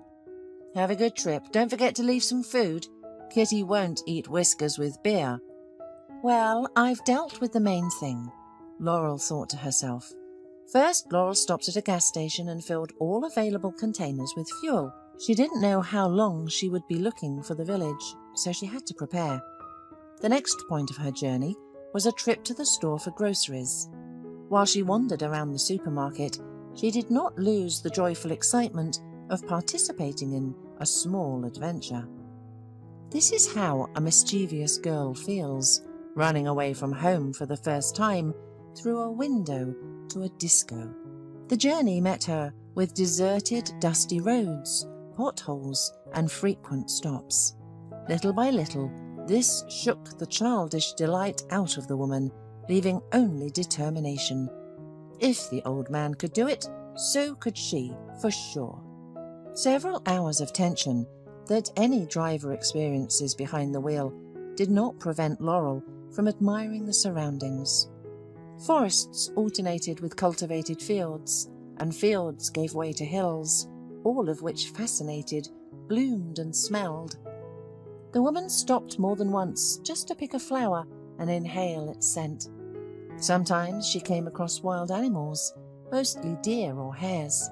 She looked at this diverse world with wide open eyes. She arrived at the bus stop in the evening. While she was figuring out her route, Laurel realized that it was too late to go anywhere, and she would have to spend the night here until morning. She drove a short distance away and turned off the car.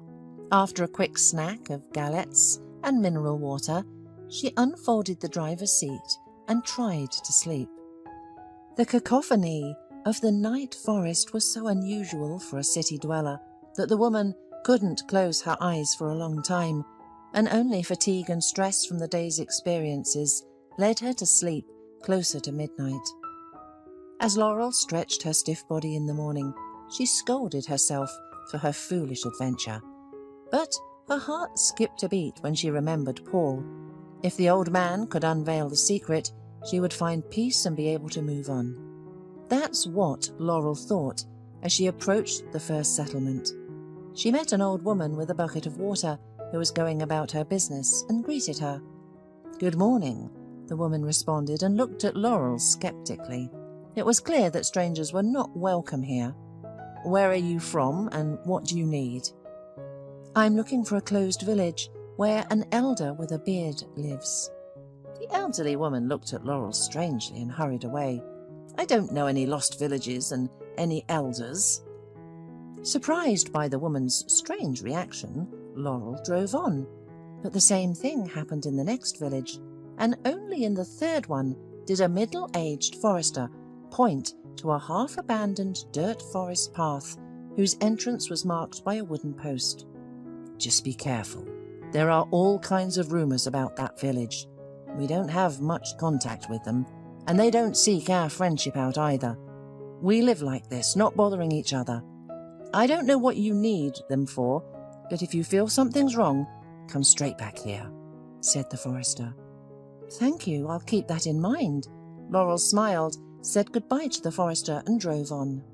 The branches whipped against the side windows and sometimes tried to break the windshield. The grass almost covered the car's headlights. She drove slowly because of this, afraid of missing a turn or just breaking the car. An hour of unhurried driving brought her to a rather strange place. The settlement was located on a huge artificial clearing that most likely arose when trees were cut down for austere log cabins. The dwellings were rough. The only modern touch was the glass windows. Everything else was purely wooden. Despite the early hour, the village was alive. Children ran around here and there, men were busy with crafts, and women only occasionally appeared on the street. The appearance of a car interested all the settlement's residents without exception. The men stopped working and went out to meet the uninvited guests. Laurel got out of the car. She was scared, but determined to finish what she started. If this was some kind of sect, she seemed unlikely to escape. "Good day, young lady. What brings you here? And why have you disturbed our peace?" said the bearded, burly, middle-aged man, who looked more like a bear than a human. Apparently, he was the local leader. "Hello, I was invited," answered Laurel, and the villagers exchanged glances. "Invited by whom?" "We have renounced the world and live alone with nature. We don't invite strangers here. People come here by the call of their heart." "So why did you come?" the leader said. "You could say it was by the call of my heart. An elder invited me here. His name is Cuthbert, and he promised to tell me the secret of my fiancé's death." Suddenly, an old man with the familiar staff emerged from the crowd. "So, you finally decided to get to the truth. Or did your conscience torment you?" "Why should my conscience torment me?" asked the woman, surprised.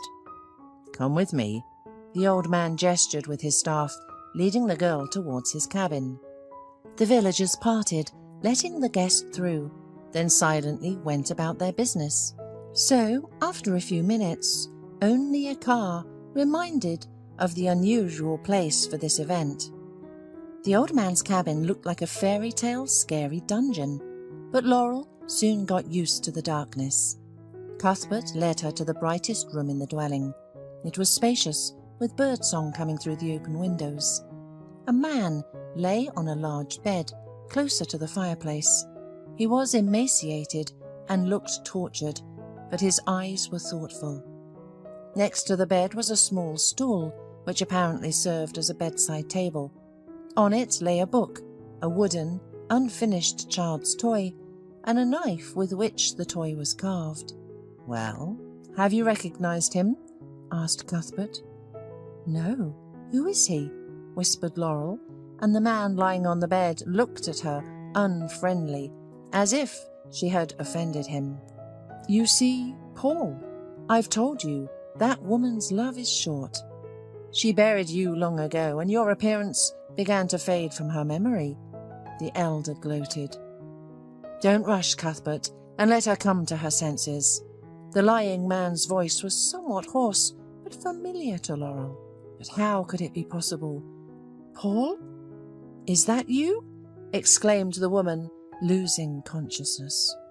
She came to when the old man splashed icy water on her face. Oh, those gentle city girls. They faint at the slightest stress. Cuthbert grumbled as he sat Laurel down on a chair. "Can you guys manage without me?" the old man asked, more Laurel than Paul. She nodded. "So, we've met. Have you really forgotten me?" asked the lying man, and stared at Laurel. "No, Paul, but a lot of water has flowed under the bridge. I thought you were dead. After all, Matthew said that the bear tore you to pieces then." Laurel's eyes filled with tears. She understood that she had betrayed her man. "Well, let me tell you the truth, and then we'll decide what to do next." During the hunt, Paul and Matthew encountered a bear that attacked them. They tried to escape, but the beast ran straight towards Paul. Hunter's instinct told him to shoot straight at the bear's face, but at the last moment, instead of a shot, there was a click, and Paul realized this was the end. He tried to dodge and move to the side, but the bear's paw reached him and pushed him with great force against a strong pine tree. Since then, he couldn't feel his legs. Paul lost consciousness and then briefly came to from the sound of a gunshot. His mind told him that it was Matthew trying to shoot the bear. The bear stooped over its prey, but the shot in its back only enraged it, and the beast turned towards its attacker. But Matthew was already running as fast as he could to the car, thinking that it was better for Paul to die than for him. Taking advantage of the fact that the bear had left, Paul crawled, not knowing where he was going, how long he crawled, when he lost unconsciousness, what he ate. All these events were erased from the young man's memory. All he remembered was the helplessness of not feeling his legs. When Cuthbert found him in the woods, Paul mistook him for a prophet because he was by then running a fever. Fortunately for the rescued man, the old man had a feeling that day and went to pick up mushrooms. Cuthbert was quite strong, so he was able to drag Paul to the settlement. For a month, the old man had been busy pulling the hapless hunter out of the edge of the afterlife. He was delirious for over a week. He would call his beloved, curse his friend who had abandoned him, and swear at the bear. Then Paul gradually regained consciousness, but still didn't understand where he was and thought he had died. Gradually, Cuthbert was able to bring the young man back to life, healing everything except his spine. Since then, Paul had been bedridden. The life of the old man was no less interesting and tragic. Cuthbert was a well-known surgeon until he was in a car accident. It wasn't his fault, but his son and wife died. So, he persistently blamed himself for a long time.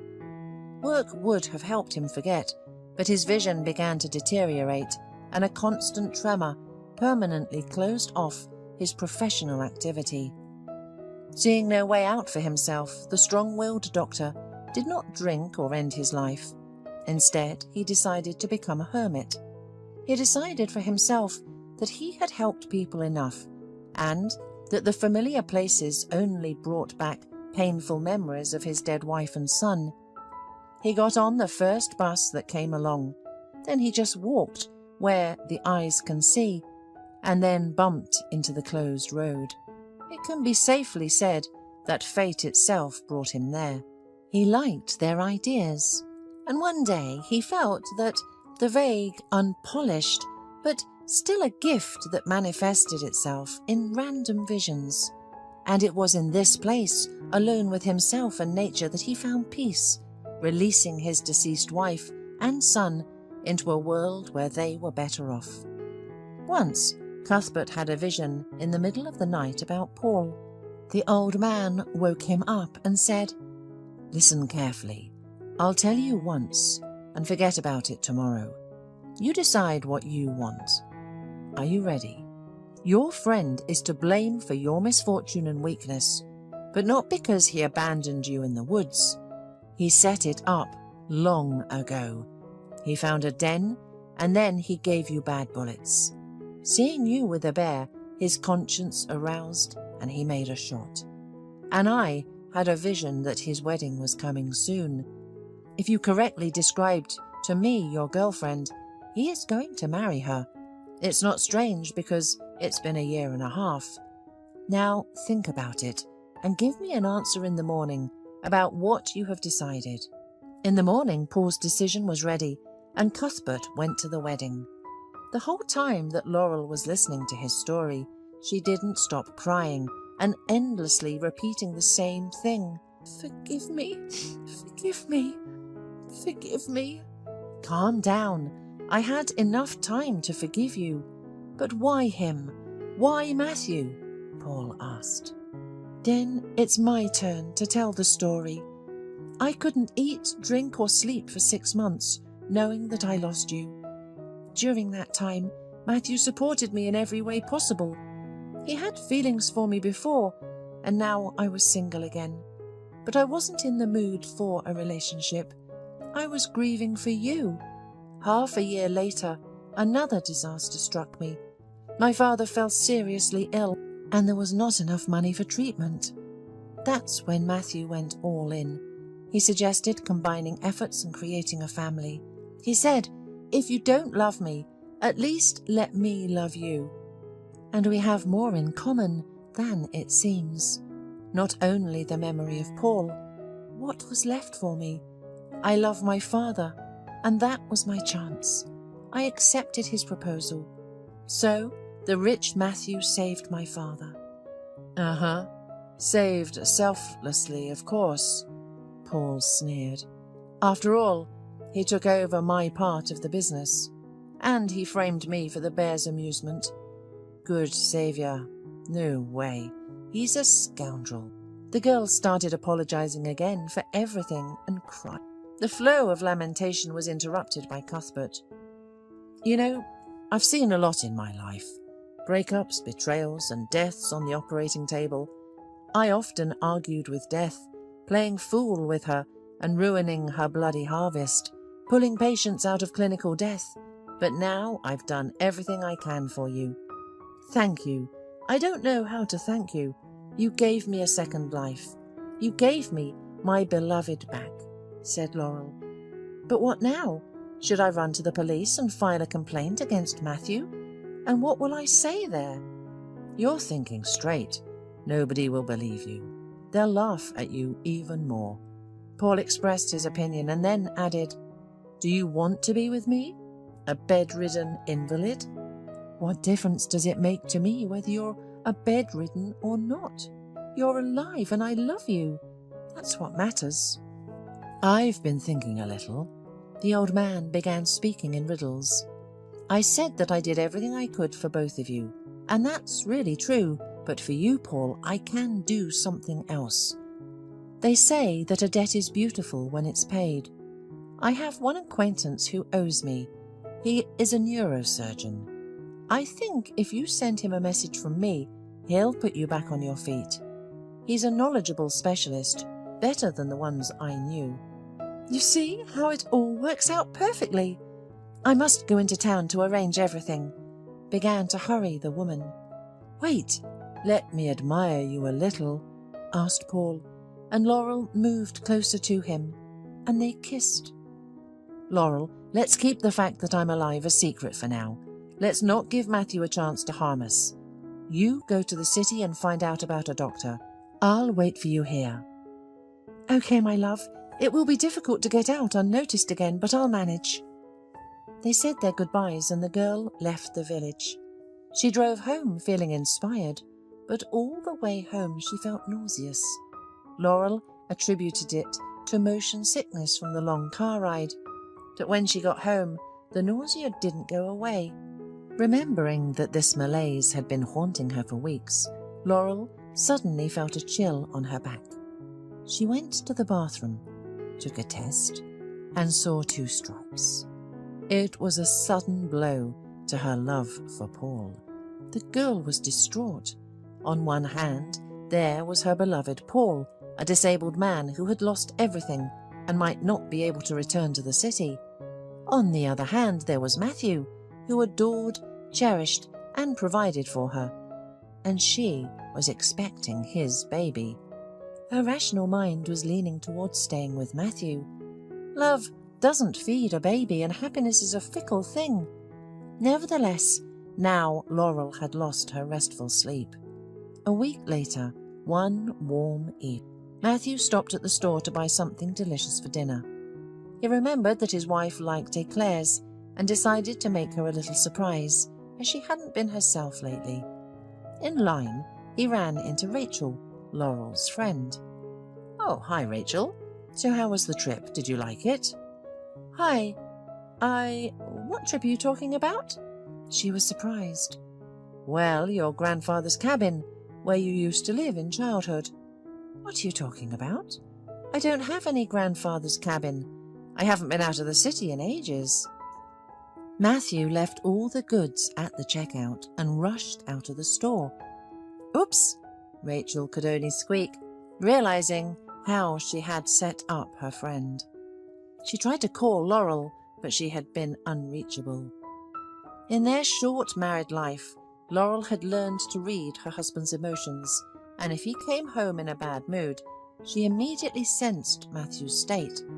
Now he stormed into the house like a whirlwind, and, looking at him, everyone could think that he was going to explode at any minute. "What's wrong with you, dear?" asked Laurel, trying to soothe him, but he looked at her with wolfish eyes and went to the kitchen to brew himself some coffee. "Sit down, I'll make it. Do you want something to eat?" asked Laurel, showing her care. "You know, Laurel, I'd prefer to hear an interesting story from you first."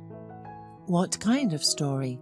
His wife was nervous. She clearly didn't like the situation, which was getting more and more tense. "Well, we're about to find out. I met Rachel at the store, and you know what? I found out from her that she didn't have any grandfather's forest house. Unbelievable, right?" "Yeah." Laurel lowered her eyes, realizing that something irreparable was about to happen. "I'll explain everything to you honestly right now. You've already explained everything when you lied to me. Wasn't I enough for you in our marriage? I cured your father. You don't need to work. What else do you need in this life?" shouted Matthew with hatred. His anger was righteous, and it was hard to extinguish that flame. Laurel began, but a spasm of nervousness twisted her. You're a snake that I kept warm on my chest. You're a cheater." Enraged, Matthew grabbed his wife by the hair and delivered a strong slap. The world before the woman wobbled. It was like 1,000 stars exploded in her head, and her eyes went dark. The pain in her stomach became unbearable, and Laurel lost consciousness. "Miscarriage," the gynecologist said matter-of-factly. He had to say this very often, and he was already used to it and became callous. But for his patients, it was a huge personal tragedy. No, he wasn't a bad or cynical doctor. He was just tired of endless tragedies. Laurel lay there not wanting anything, not even to move. They put IVs in her. Her condition was stable, but she lost a lot of blood, and she lost her baby. And in her despair, the woman didn't even blame Matthew for his actions. It was justified by her lie.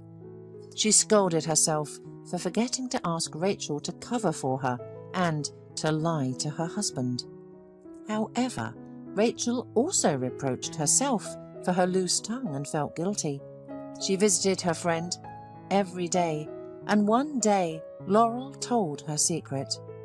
"So are you saying that Paul is alive?" Rachel didn't even try to hide her surprise. "I wouldn't have believed it myself if I hadn't seen him with my own eyes." "And what are you going to do now?"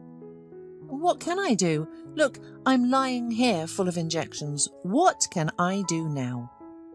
"Listen, you can't, but I can. You haven't told your husband anything yet, right?" "No, but you don't know where to drive, do you?" "Laurel, I want to fix my mistake. Take your time and tell me in detail. I'll talk to Paul and we'll figure out what to do. Besides, I always liked Paul more than Matthew. By the way, is your husband repentant, or are you getting a divorce and going back to your maiden name?" Laurel smiled sadly. "I don't know what's on his mind. He's sending me repentance SMS messages and paying for treatment, but I'm not ready to see him in person yet. I don't know if I even want to see him. I love Paul, and I was going to stay with Matthew because of the child, but now there is no child." Saying this, Laurel turned to the window and cried. Rachel understood that it was best to leave her friend alone now, and she quietly left. Cuthbert was particularly tired today. Berry and mushroom picking had started to take more energy than before. He was pleased that the children were increasingly joining him. It was interesting for him to teach them and to tell the younger generation about life in the stone jungles, which they had never seen before. The children perceived his descriptions of cities in the same way that Cuthbert himself perceived tales of wizards and fairies. Paul was busy with his usual activity, making toys. This time he was making a set of wooden soldiers, all of which looked similar. It was worth noting that he had become a master of his craft. "Well done, beautiful carving. They look just like real ones. Each boy will get a warrior, right?" Cuthbert praised Paul. "Yes, 7 are ready, 2 more to go. Then I'll ask Brady for more blanks. You know, I'm inspired to be useful. I'm carving trinkets, keeping busy, and sometimes I forget that my legs don't work. I like seeing the children's eyes when they receive gifts. I wonder if I'll ever have my own child, a son or a daughter. Oh, dreams." "Cheer up, Paul. Now it's up to Laurel. By the way, I haven't heard from her in a long time, and I have a bad feeling about something," said the old man. He was silent for a minute, thinking about something, and then finally made his decision. "I'll go to the city again." "For me?" asked stunned Paul. "For you, for Laurel, and for myself. I haven't been feeling very well lately. Maybe there won't be any more opportunities to see my hometown." The old man replied and began to gather his things. 20 minutes later, he was walking along the forest path.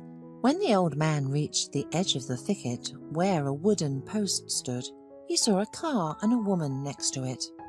"Daughter, where are you going?" the old man asked sympathetically. "Probably to you. Are you Cuthbert?" The old man nodded and the woman introduced herself. "I'm Rachel, Laurel's friend. Get into the car, please. Let's go to Laurel. She couldn't come herself. It's hard for her without you. She needs advice." "What happened to her?" worried Cuthbert. Rachel explained. "She was pregnant. Her husband became very jealous when he found out about her trip here and hit her. She lost the baby, and she's in the ICU now. Her condition is stable but serious." "Ooh, she really got into trouble," said the old man, and thoughtfully stroked his beard. They arrived at the hospital closer to the evening. Rachel saw Matthew's car parked near the entrance and warned the old man about that. "Don't worry, we'll take the risk," said the old man, calmly placing his hand on Rachel's. "Well, if we're taking the risk, hold this. Can you use it?" The woman handed him a dictaphone. "I'm not that ancient, dear. It's even offensive. Of course I know how to use it." Cuthbert pretended to be offended. "Don't be offended. It's all because of your beard." Rachel smiled. "Well, let's go." The old man smiled in response and got out of the car. Matthew was not in the hall. The old man headed for the department, but someone called out to him. "Stop! No visitors allowed. I'll call security right now." "Are you talking to me, dear? I've been working in this hospital for 20 years. Then take this." The former surgeon handed the woman his passport and asked to call the head of the department. 15 minutes later, Cuthbert entered the ward. Laurel wasn't sleeping. He looked at the pale, emaciated woman and said hello. "Oh, Cuthbert, how did you get here? Did Rachel reach you?"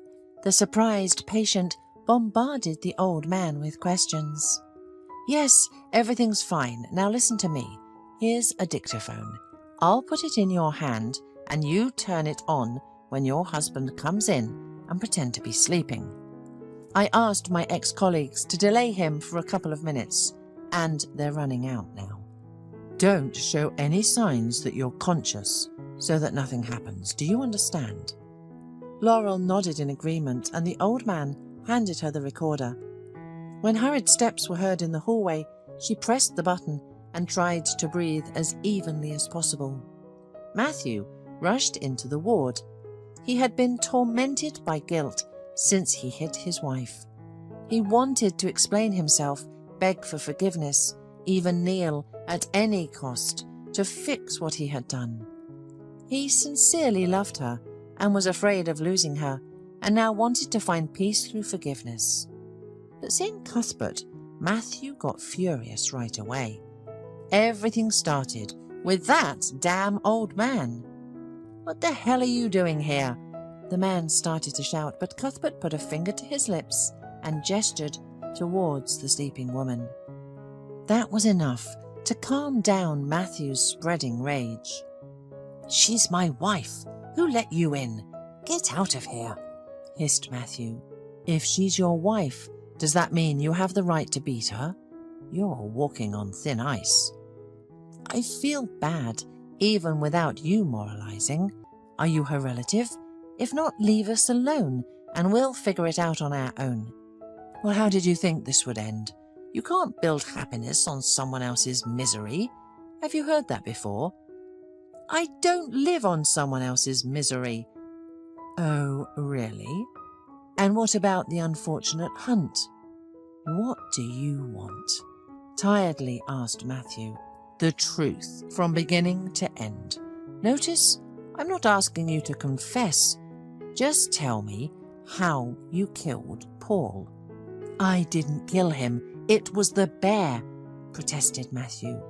"I asked for the truth. The bear doesn't attack humans at this time.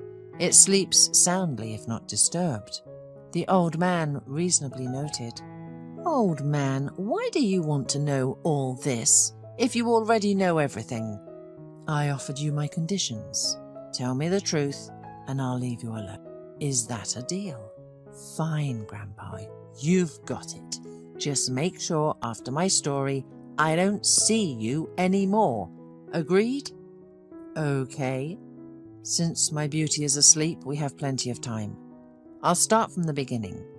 Paul and I have been inseparable since childhood. We were friends, grew up, conquered the peaks. One trouble. We fell in love with the same girl. But Laurel chose Paul. I endured the beginning of their relationship. How they ran around like happy puppies. Yes, damn it, I was consumed with envy. The most natural envy. It tormented me then as much as my conscience does now. But I would do it again if I had the choice, because I love her." "And how did you come up with the plan with the bear?" Cuthbert asked a leading question. "Well, Paul and I had a shared hobby and a shared business. After a hard work week, we like to relax by shooting some animals to feel free, you know? Anyway, We often hunted in those parts. There were no dens there before, but here I noticed one. At first I thought I'd try to lure the beast out and shoot it together, but then I decided not to touch it for now, and I didn't say anything to Paul. So, you were waiting for the right moment? No, I just wasn't ready then, but I made up my mind when Laurel and Paul announced their upcoming wedding. A switch flipped in my head. I thought everything can be arranged as an accident, which worked out perfectly, as you know. I even got a batch of 40 cartridges from the double-barreled shotgun, which I handed to my friend. Not that I thought Paul had a chance against the bear, but business teaches us to be cautious. Okay, so how did you wake up the bear? Firecrackers. Just a simple firecracker that woke up the bear from his sleep. It was very offended and started looking for someone to punish for the offence. I went in the opposite direction as a precaution, but Paul went straight to his death. It's a pity for the bear. He probably died too. Why did you shoot the bear? What was the point if everything was planned out nicely? Oh, you know about that too. You really do have a gift, apparently. Yes, I understood that you look at me and think I am a real scumbag, that I set up my friend, killed him and took his fiancée for myself. But I am also human. Honestly, in the last moment, when the beast threw Paul against the tree with its paw, all the years of our friendship flashed before my eyes. All the fights we had when we were fighting against a whole horde together. Our first hesitant dates and the heartbreak we went through. In short, it was a surge of emotion to save him, but I couldn't. The bear quickly chased after me, but I managed to get to the car and drive away. I got drunk that day. I thought I'd blow my brains out. It would be fair to Paul, but I held back. So, did you start to reap the rewards of your crime after that? The next day I gave Laurel the bad news, and when she was crying on my chest and I was consoling her as best I could, the thought of suicide evaporated from my mind. I believed that a new life had come for me, with a clean sheet. When I started dating this wonderful woman, I was over the moon, and only your appearance put a stop to my happiness. So, I am overjoyed that we're saying goodbye now, as we agreed. Now, leave me alone with my girl. Okay, the old man said, extending his hand for a handshake. Meanwhile, his free hand took the dictaphone from Laurel so Matthew wouldn't notice the change. That same evening, Matthew was arrested on suspicion of murder. During the interrogation, Paul, in a wheelchair, drove into the room and looked piercingly at his failed murderer. Matthew burst into tears. Paul took over the business, much to the surprise of his employees. Matthew handed his share to him. Cuthbert initially wanted to leave and live in solitude, but the young couple owed him everything and asked him to stay and live with them. Though it was too late for him to return to his profession as a surgeon, he found a new hobby that he enjoyed. He began studying psychology, at first for himself and then to help others. He determined what a person needed and provided it. Those who truly needed a prediction received it, while those who simply sought advice from a wise man received it from Cuthbert too. Others just needed someone to talk to, and the old man listened carefully without rushing. His life had taken on a new meaning, as he gave people the will to live and fight. Occasionally, the family would visit a secluded village. For city dwellers, it was a unique place for the soul. They helped by bringing medicines that the settlers themselves could not obtain. One morning, Laurel didn't feel well. It's been like that when I was pregnant for the first time. I have to get a test right away. I will go to the pharmacy for the test, dear. Let me just drink my coffee. Cuthbert was sitting across from them, drinking tea.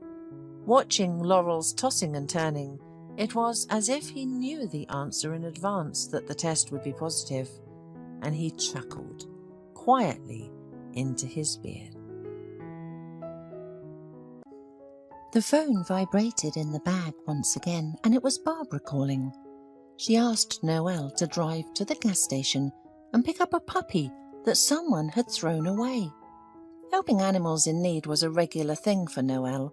She had been volunteering for a year, providing assistance to animal protection organisations and regularly going to the shelter with food, medicine or money. As a veterinarian, she examined and treated her wards without delay. Sometimes, like today, she was asked to pick up and bring an animal that had been in trouble. "Noelle, honey, hurry up," Barbara's voice sounded on the phone. "Otherwise he'll create even more trouble. They're chasing him with a stick, but he runs away and comes back. Some bad man threw the little one out of the car right at the gas station." Noelle realised that she would find it difficult to catch the puppy on her own. The scared animal usually didn't willingly go into the hands, but there was no way out. She caught a taxi and rushed to the gas station. The scene that greeted her was both comical and tragic. A mongrel puppy, about 5 to 6 months old, was running around the station's territory. His long, thin legs flashed in the air, and a gas station attendant, armed with a broom, ran after him, cursing. "Stop scaring him," Noelle shouted. "You'll only worsen it. He's going to get hit by a car." "Let him get hit. I'm sick of chasing him," the fierce attendant gasped. But an accident could happen. Noelle tried to reason with him. The man spat loudly, reloaded his terrible curse into his verbal gun, and sat aside to rest. "Go get him yourself if you're so smart." The puppy hid behind bushes nearby and also seemed to have decided to gather strength. No matter how hard Noelle tried to lure him out, she couldn't handle it alone. Meanwhile, an old motorcycle pulled up at the gas station. A guy was driving it, and the girl decided to ask him for help. The guy didn't refuse. He rolled the motorcycles aside, and the two of them went to catch the disturber of public peace. Finally, the big-eared bandit was caught and placed in a carrier. It was difficult for him to fit in, and it wasn't worth keeping him there for long. Timothy, as the guy was called, offered to take Noelle and her catch wherever she needed to go. That day, one more zoo volunteer joined the team because since then, Timothy often came to the shelter on his old motorcycle. He helped feed the dogs and cats, cleaned the cages, and played with them. So he became friends with Noelle and soon became her boyfriend. Timothy named the puppy Bandit, and after all the necessary examinations and vaccinations, he moved to live with the guy at home. When Noelle came to visit, the puppy's excitement knew no bounds. The girl quickly became friends with Timothy's mother, Mrs. Oliphant, who had raised her son alone. They lived simply without much wealth. The only riches Timothy had was his familiar to Noelle motorcycle, inherited by his grandfather. Now he also had Bandit, their shared treasure and talisman. Mrs. Oliphant was a very kind woman who immediately treated Noelle as her own daughter. Being near the sweet, caring woman made Noelle feel warm and cozy, which was unusual for her since she grew up in entirely different, special conditions. Timothy was upset that Noelle didn't want to introduce him to her close ones, and she didn't want to explain the reason for a long time. And when Timothy made Noelle a proposal, he put her in a situation where she just had to introduce him to her family. Finally, she revealed the truth she had been hiding from her acquaintances and him for a long time. Her parents were very famous and wealthy people. Noelle lived separately from her parents in a small apartment. She dressed ordinary. She didn't engage in cool entertainment, nightclubs, or a burning life. She studied at a veterinary college, and none of her classmates and volunteer friends even suspected who her father was. When Noelle turned 18, she received the right to dispose of a modest inheritance from her grandfather. She received a small but neat apartment in a residential area, and a modest income from a deposit in her name. Thanking her grandfather mentally for such timely support, she dropped out of a prestigious university and went to study as a veterinarian. She wanted to gain practical skills and engage in her favourite business. Noelle was happy. She spent most of the money left to her by her grandfather on her pets. "Why did you hide this?" Timothy was surprised. "I understand if you were a member of a mafia family or the daughter of criminals. Your parents are just wealthy people." "You have no idea what you're talking about at all." Noelle was not amused. "You just don't know such people. They look at those who have a lower income and social status as plebeians, and this is arrogance, constant pomposity. You have no idea how difficult it is for me with them." Timothy grew up in love and trust, in a family where people always respected others regardless of their social status. It was wild for him to hear such things from Noelle. But Noelle continued her conversation. It turned out that she was the daughter of a famous businessman, Paul Fisher. Unlike their eldest son, the girl had always been the black sheep in the family, which they tried hard to repaint. When she left the second year of the most prestigious university and went to study as a veterinarian, her parents announced that they didn't want to know their daughter, and they wouldn't give her a penny until she came to her senses and returned to school. Can you imagine? Since childhood, I dreamed of healing animals, but they wanted me to become a diplomat, Noelle said. "Tell me, please, what is the passion of people to cut everyone into a comb? What do you need to be happy?" "I haven't really thought about it. What I want is for you to be by my side, for my mother not to be sick, for me to have a job that I love, for my friends to be loyal, for us to have a family and kids, and also for there to be no wars," Timothy replied. "Well said. But the values of my family are wholly different. I'm afraid to even imagine what will happen if they find out what I do besides studying at the veterinary school. Volunteers are ranked somewhere between beggars and layabouts by them, and they consider us almost the most useless people. They're ashamed of me, just because I had the courage to follow my dream, my own dream, not someone else's." Noelle was terribly nervous.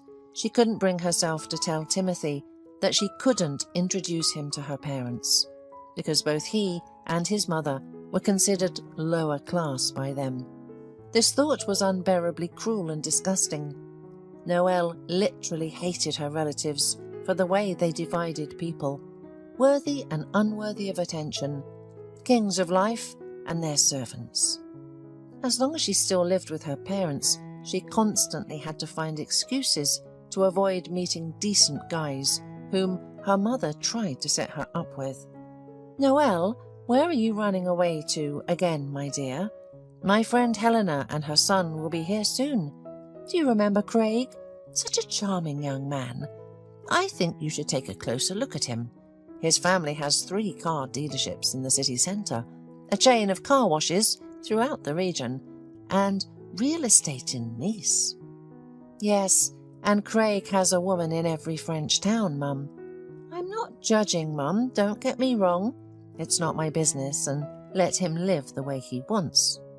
"But why are you trying to marry me off to him?"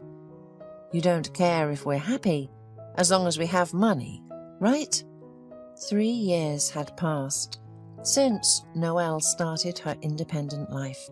She was finishing her studies. Her parents had almost resigned themselves to the fact that their family had its own black sheep and had placed all their hopes for decent, in their understanding, offspring solely on Noelle's older brother.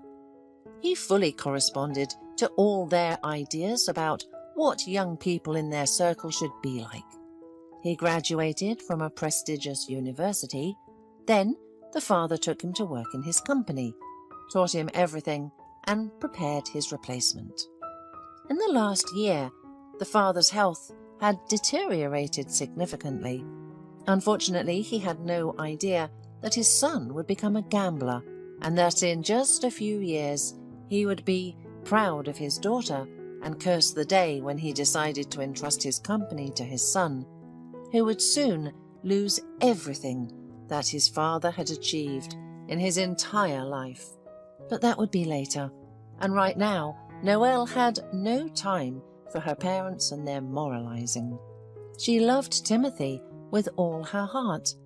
They often rode together on the bike, and Noelle, clinging to her fiancé with all her body, felt like the happiest person on earth. However, Noelle still had an important conversation with her parents ahead of her. She needed to tell them about her upcoming wedding and introduce them to Timothy. To prepare for the conversation, she became a model daughter for a few days, attending family dinners and events she previously ignored. "Mum, I wanted to talk to you today. Our conversation will be serious, so don't plan anything for tonight. I've already invited my guest, and I want you to meet him without any extra witnesses," she warned her mother in advance. "Sweetie, are you bringing a groom?" Her mother's face showed obvious interest, which was immediately replaced by suspicion. "Is he from a decent family? Who is he? I hope we won't be ashamed of your choice." "Mum, please don't start." "I sense a catch here. Who is this man?" "Timothy. He's an ordinary guy. He's not a banker or a businessman. His mum and he only have a 2-room apartment in a residential area and an old motorcycle. But I love Timothy, and I really want you to accept him as your own. Motorcycle? 2-room apartment? Does he live with his mother? What are you talking about? Have you lost your mind? There can be no talk of any Timothy in our house, not even for a second. And this ragamuffin won't have his foot in our house." "Fine, Mum. Then I'm a ragamuffin too, just like Timothy. By the way, Mum, I've been a volunteer all this time. I did all kinds of dirty work, you know. I cleaned up after flea-infested dogs and treated cats with ringworm," said Noelle, who decided to set the record straight once and for all. From that day on, she never appeared at her parents' house again, rented out her apartment, and moved in with Timothy. After defending her diploma, Noelle got a job at a veterinary clinic and under the guidance of Mrs. Oliphant learned to bake pies. She enjoyed taking care of him and secretly dreamed of a baby who would look like her beloved. Time passed and they prepared for the wedding together. They worked hard and Timothy managed to get a good job as a manager in a good company. They were still far from having a lot of money, but they didn't dream of having a lot. They believed that together, with their persistence and hard work, they could overcome all difficulties. An unexpected call distracted Noelle from preparing dinner. "It's probably Timothy getting back from work. Apparently, he just wants to ask what to buy for tea. I'll ask him to buy a cake to celebrate the big news," thought Noelle and smiled at her thoughts. Timothy did not know yet that tonight there was a big surprise waiting for him. Noelle was pregnant. But an unknown number appeared on the phone. Noelle answered the call, and at that moment, Mrs. Oliphant saw her future daughter-in-law turn deadly pale and stagger, leaning against the wall. Noelle gasped for air silently, unable to speak. Mrs. Oliphant took the phone and heard, "He's in the intensive care unit right now. He needs urgent surgery. His life is in danger." Not understanding anything, Mrs. Oliphant asked, "Who are you talking about?" The voice on the other end of the line explained. Timothy Oliphant was brought by ambulance to the intensive care unit of the 3rd hospital. "You need to come to us as soon as possible. Apparently, he will need to be transported to the capital." The women had no time for fear and tears. The surgery in the capital would demand a big sum of money, so they both ran around the apartment, gathering everything valuable that could be pawned. Noelle took all the money she and Timothy had saved for their wedding and rushed to the hospital with Mrs. Oliphant. Of course, they were not allowed into the intensive care unit. Only after 2 hours of excruciating waiting, the doctor finally came out and explained that Timothy was hit by a car on his way back from work. He was riding a motorcycle and was cut off by a speeding driver. The injuries were all over his body, but the most serious was the damage to his brain. We assess his condition as extremely severe, critical. We provided emergency care to the victim, stopped the bleeding. I'm not certain that our neurosurgeons are competent enough to help Timothy. I would advise you to try to go to a clinic with one of the most experienced neurosurgeons in the country, but I'm warning you right away that it's a lot of money. So if you want to save the life of your son and husband, look for them urgently. Mrs. Oliphant burst into tears when she saw the amount of money required. Even if she sold the apartment, she knew she could not collect that much money in time. Please don't cry. I'll try to get it. I'll sell my apartment. It's more expensive. We'll save Timothy.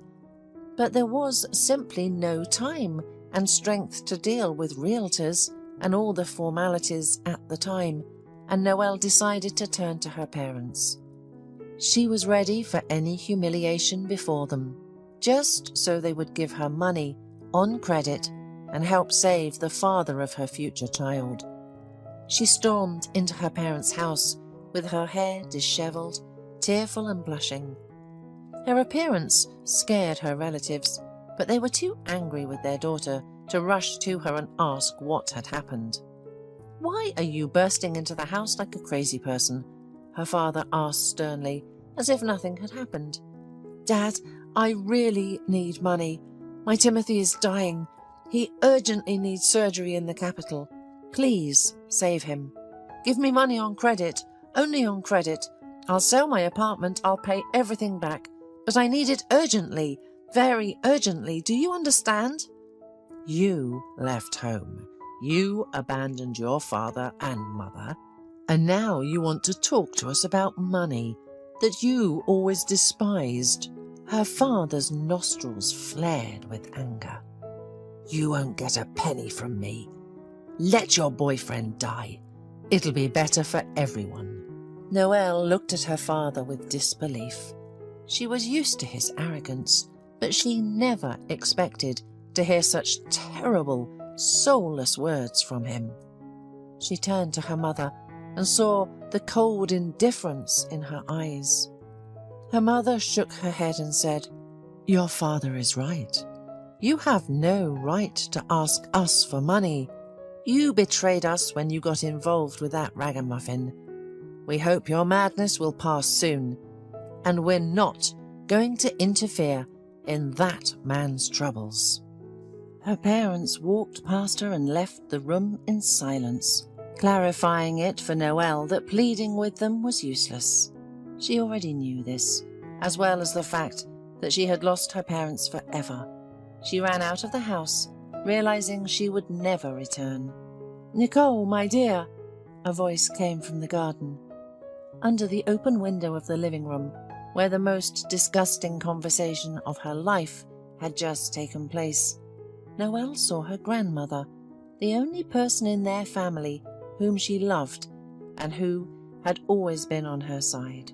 "I heard your conversation. My son is very upset with you. He doesn't understand how cruel he's being, but he just wants you to obey his will," the elderly woman said, as if justifying her son. "And I don't want you to suffer. Look what I have." She handed Noelle a gold credit card that she always kept in a small purse. "Do you know that your grandfather left us an inheritance? Less for you," the old woman smiled slyly, "and more for me. He was a smart man and understood that young people couldn't be given fish. It's enough to give them a fishing rod so that they can learn to catch it themselves. But sometimes there are moments in life when we have to act quickly and help each other. I haven't spent my money. I haven't even withdrawn the interest. I don't need much. I think a decent amount has accumulated there. I don't need it, but you and Timothy have to live. Take this money and save your beloved." "Grandma, my dear, may God bless you. I will be forever grateful to you," Noelle cried, kissing the elderly woman. Without wasting a minute, she jumped into the waiting taxi and rushed to the hospital, holding the card close to her heart, as if it were the most precious treasure. Her beloved's life depended on this piece of plastic right now. "You're too late. There's no hope." The doctor's cold voice stopped her in the corridor. "There's no point in calling a helicopter. It won't make this flight. It's better to take care of the funeral. Most likely Timothy won't live until morning." Mrs. Oliphant sat on a chair in silence and stared at one point. She had no strength to cry anymore. She was in a stupor. But the doctor's words angered Noelle. "No, he won't die," she shouted, and pushing the doctor and the nurse aside, burst into the intensive care unit. She was looking for her Timothy. Ignoring the staff's attempts to stop her, Noelle burst into the rooms and wards until she found him. Timothy lay wrapped up, looking very pale. The artificial respiration machine provided him with oxygen. His heart was still beating, and he was in a deep coma. Even a non-specialist could tell that life was leaving his young body. Carefully, as if afraid to wake her beloved, Noelle approached and lay down next to him. His body was warm and familiar, but now so helpless and inert. Noelle hugged Timothy by the neck, brought her lips to his face, and whispered hotly in his ear, "Timothy, my dear, live. Please, fight. Believe that you can hear me and put all your love and hope into every word. Timothy, my beloved, we need you very, very much. Remember, I promised you a surprise. So, you will become a father. Do you hear me?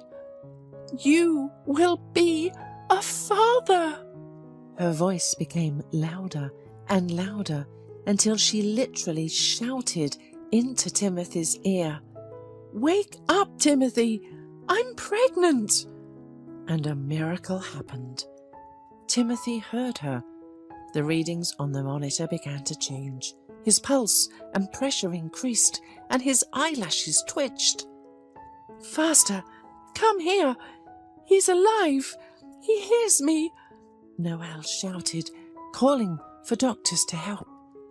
Everything started moving, and after a couple of hours, the grandmother's credit card paid for Timothy's transportation by helicopter. In the capital, the operating table was already waiting for him. Hours of waiting passed, with no guarantees of successful completion of the complex operation. Only Noelle believed that Timothy would not abandon them with the baby, that he would fight, and they would be happy together. She held Mrs. Oliphant's hand and calmed her down. "I believe, and you should believe too. Timothy is strong. He will fight. Now he knows we will have a baby, and he will try his best." Timothy survived. He literally crawled back from the other world. After a month, they were all back home together. Even the lop-eared bandit, temporarily left in the care of volunteer friends, was nearby again. He tried to lick Timothy's face, and his wagging tail spoke more eloquently than any words about how happy he was to see his owner again. Months of rehabilitation, the birth of the baby, and so much joint effort. This year, although it was tough, once again showed Noel and Timothy how close and dear they are to each other. "Gabriel, we have twins!" cried Valerie over the phone. "They were born small, only 2.5 kilograms each, but they're healthy and they're so cute." Tears of joy streamed from the young mother's eyes. Finally, she held her babies in her arms. Valerie's pregnancy was a difficult ordeal. Firstly, the father of her children, Gabriel, was initially against their birth. Valerie and Gabriel worked together. She was an accountant and he was a driver at a small company. It wouldn't be accurate to say that an all-consuming passion or love had ignited between them. They were just young and saw each other often. That's how their relationship started. Before that, Gabriel had broken up with his fiancée, even though their wedding date had already been set. Debbie had cheated on him with their mutual friend, and Gabriel found out when he saw her kissing him in a car. The wedding was naturally cancelled, and Gabriel was looking for an opportunity to forget and distract himself. Valerie, new accountant in his company, happened to be in the right place at the right time. The young woman never enjoyed any particular popularity among the male population. Her bright red hair, sticking out in all directions, and freckles all over her face made her look like Pippi Longstocking. Plus, she was overweight, which she fought with since schooltime with varying success. Sometimes she won, sometimes cakes and chocolates did. Gabriel was the first guy with whom she had a real long-lasting relationship.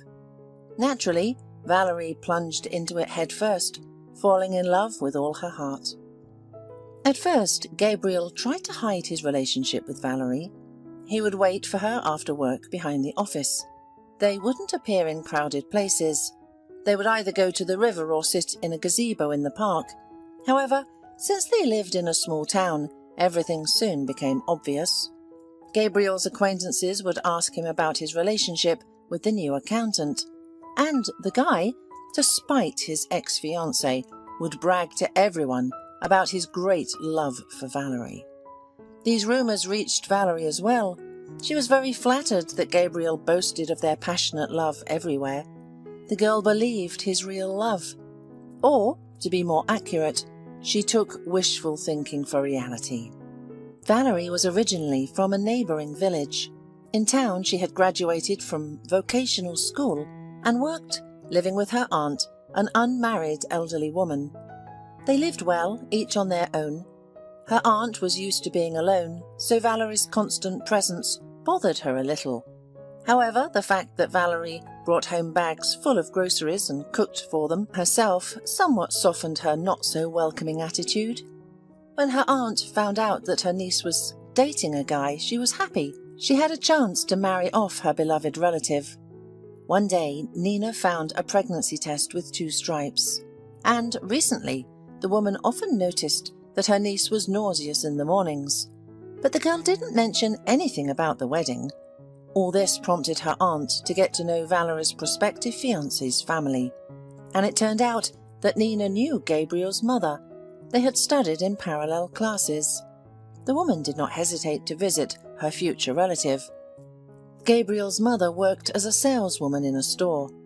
It turned out that Gabriel's mother, Mrs. Travers, did not know that her son had found a girlfriend, and the fact that she was pregnant plunged Mrs. Travers into shock. The conversation with Nina gave rise to a serious conversation with Gabriel. "Son, it turns out you have a fiancé, and I still thought you were mourning for Debbie," expressed his mother. "Fiancé? No, I'm just going out with a girl, but it's nothing serious, and Debbie has nothing to do with this at all." "Nothing serious, you say? Then why does the whole town know about it?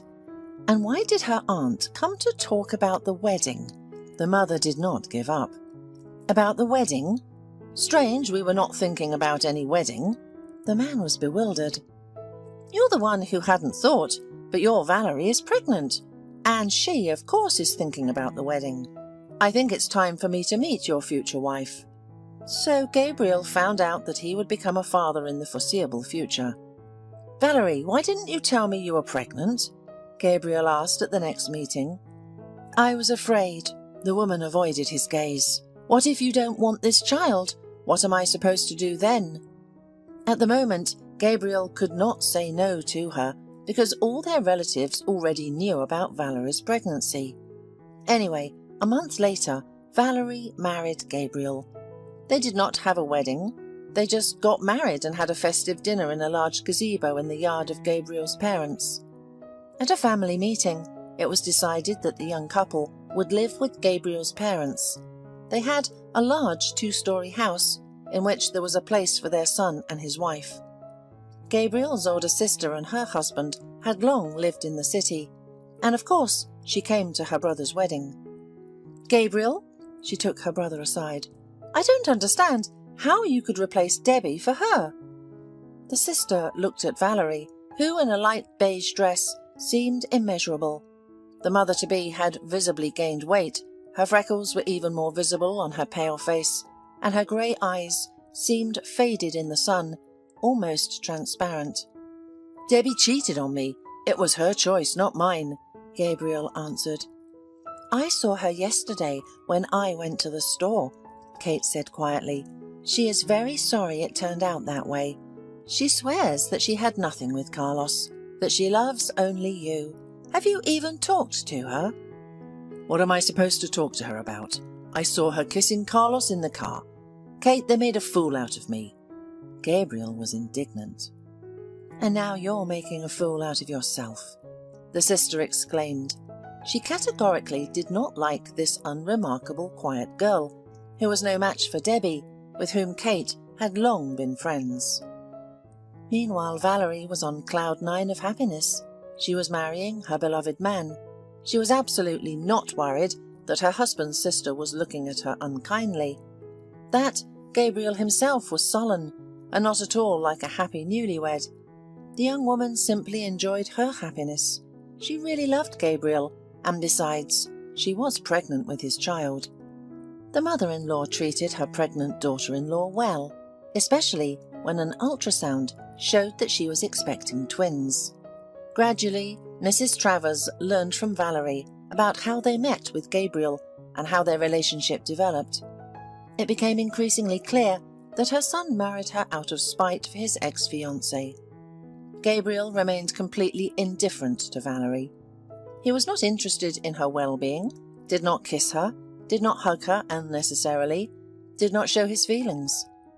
He also tried not to mention the future babies, as if the mere mention of them was unpleasant to him. After a while, Gabriel began to stay at work more and more often.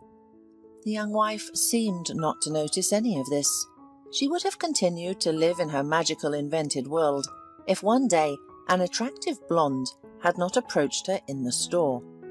Valerie knew that strange woman had once dated Gabriel. She was flattered that Gabriel married her instead of Debbie. True, she did not know what caused this. "Yes, now I understand, Gabriel," the stranger said mockingly, examining Valerie from all sides. Valerie shrunk under her gaze. She knew she didn't look her best. A blurry figure, shapeless dress, freckles and pigmented spots on her face. Not the most attractive appearance. "What do you mean?" Valerie asked. "I understand why he's in no hurry to come home," the woman laughed. "You know who I am, don't you?" "I know you're my husband's ex-girlfriend," Valerie said, trying to remain calm. "Well, not quite an ex," Debbie said, smiling at her interlocutor. "Gabriel was wrong to marry you. You have nothing in common." "What do you mean, nothing? What about the kids?" Valerie exclaimed. "Well, except for the kids. But does he really need them? You decided everything yourself, and in vain." Valerie stopped listening after that. She felt sick. Her stomach ached so much that she barely made it home, where she was picked up by an ambulance. And now she was calling him from the maternity hospital to glad him with giving birth to their sons. "Gabriel, come over to us," Valerie asked her husband. You can see the kids. They look a lot like you." Gabriel muttered something into the phone and the connection was cut. Valerie tried not to think about what had happened. She had their sons in her arms. He wouldn't abandon his babies. So, in a couple of days, Valerie returned home with her sons. They named the boys Kevin and George, after Valerie and Gabriel's fathers. The babies were very restless, and they each had their own schedule. When Kevin fell asleep, George woke up and demanded to be fed. As soon as George calmed down, Kevin started to cry and demand attention. Valerie was exhausted. She was torn between two babies. If it weren't for her mother-in-law's help, she wouldn't have coped. Mrs. Travers took time off to help her daughter-in-law with the children. Then she arranged with Valerie's mother, and they took turns looking after the grandchildren, helping Valerie. The young father tried not to approach the children unnecessarily. He still worked and came home late. He didn't share where he spent his spare time. "Son," said Mrs. Travers, filling Gabriel's bowl with soup, "what are you doing? The whole town is buzzing that you're involved with Debbie again. Wasn't it enough that she cheated on you? And that you have a wife and little sons at home? Doesn't bother you at all?" "No, it doesn't bother me." Gabriel looked at his mother without averting his gaze. "I don't care about them at all. I don't love Valerie. And as for the kids, well, she wanted them, so let her take care of them." "What do you mean you don't love her?" His mother didn't give up. "Why did you marry her then?" "It just happened. I was foolish and wanted to get back at Debbie. I got married for nothing, I admit it." "What do we do now? Your Debbie won't change. She'll keep looking at other men. And what about Valerie and the kids? This is your children and my grandchildren, your own blood." "Mum, leave me alone, will you? I don't know what to do next. We messed up, and now—" Valerie, standing behind the door, clamped her mouth shut with her hand so as not to scream. She heard everything her husband said. She tried not to remember that conversation with Debbie, tried to convince herself that it was all untrue, that Gabriel loved her. But it turns out that it wasn't like that at all. Debbie wasn't lying. "Valerie, what are you doing? Where are you going in the middle of the night?" Mrs. Travers watched, at a loss, as her daughter-in-law tearfully threw her and her children's things into a large travel bag. "I'm going to my parents. I can't stay here anymore. He doesn't love me. He's dating her," the young woman sobbed. Mrs. Travers tried to calm her down, but she didn't know what to say. "Valerie, your father drinks and your grandmother can't walk. They're all in the same house. How long will you manage with the children? Don't make things up. Everything will work out somehow. Where will you go?" The mother-in-law tried to persuade her daughter-in-law to stay. "Stay," Gabriel said confidently. "I made a mess. I'll go." Both his mother and wife turned to him. "Where will you go?" Valerie asked her husband. "What difference does it make to you? We won't file for divorce yet. Live here. My mother will help you with the children, and the conditions are better here. And I'll rent a place to live. I work, after all. I'll also help you with money for the children," Gabriel said. "Yes, Valerie, stay, please," Mrs. Travers repeated. "Let the one who caused this mess clear it up." Gabriel left that same evening, but he never rented a place. He just moved in with Debbie, his former girlfriend, who had her own apartment. Everyone in town gossiped that he had left his wife and newborn children and moved in with his mistress. Many didn't understand why Gabriel's mother took his wife's side, not her son's. Debbie didn't like it either. "Gabriel, but that's foolish," she protested. "We're living together like a married couple, but I can't go to your place. Valerie and her children are there. Why won't your mother kick them out? Who does she love more, her own son or some other woman?" "It's not about Valerie, it's about the children. My mother is attached to her grandchildren. They're still little. She worries that Valerie will have a hard time alone, so she's trying to help her." Gabriel justified his mother. "She should be trying to help you instead. Your parents aren't poor people, and we have to squeeze into my tiny apartment while your Valerie is almost landlady of their 2-story house. Debbie was angry, but she couldn't do anything. Everything was decided for her. Meanwhile, Valerie gradually began to come to her senses. In principle, she didn't have time to relax and fall into depression. The babies had started teething, and there was even less peace in the house. Kevin and George now slept exclusively outside or in someone's arms, so the household members had a hard time. But the children were growing up little by little, and life was improving. Gabriel, as promised, gave half of his salary to his wife and children. He still felt guilty. He rarely came home.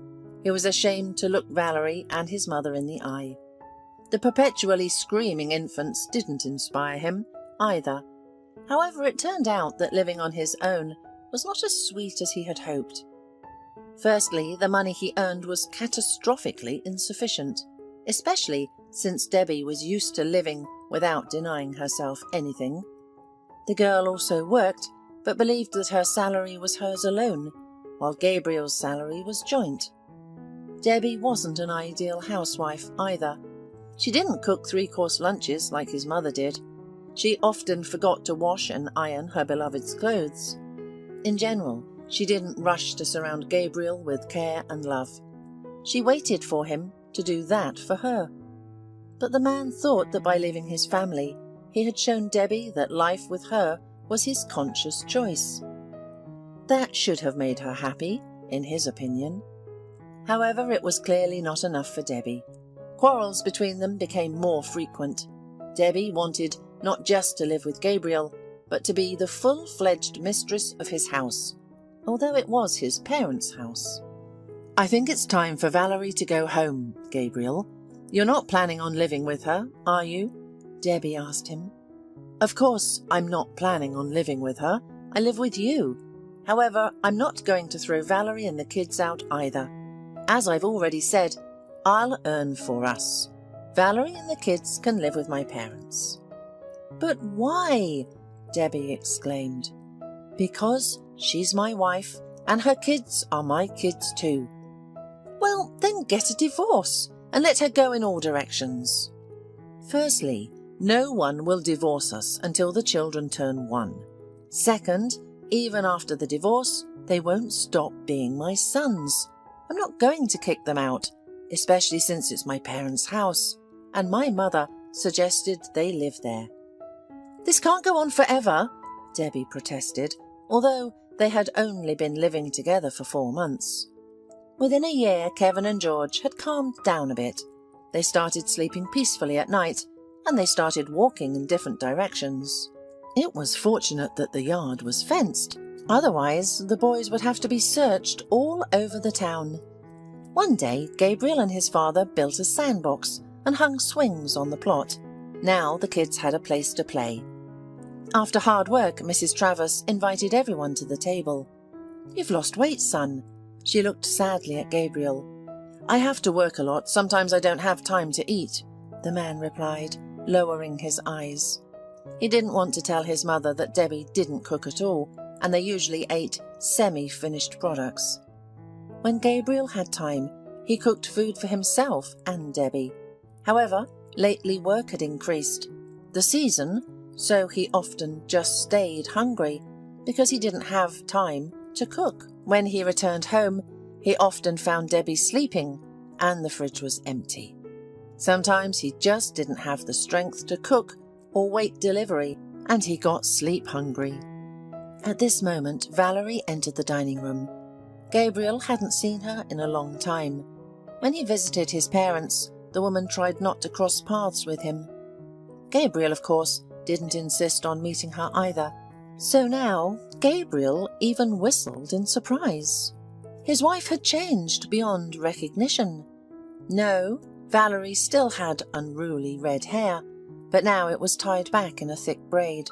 Her face was still covered with freckles, but now they were not so bright and, on the contrary, gave the young woman an irresistible charm.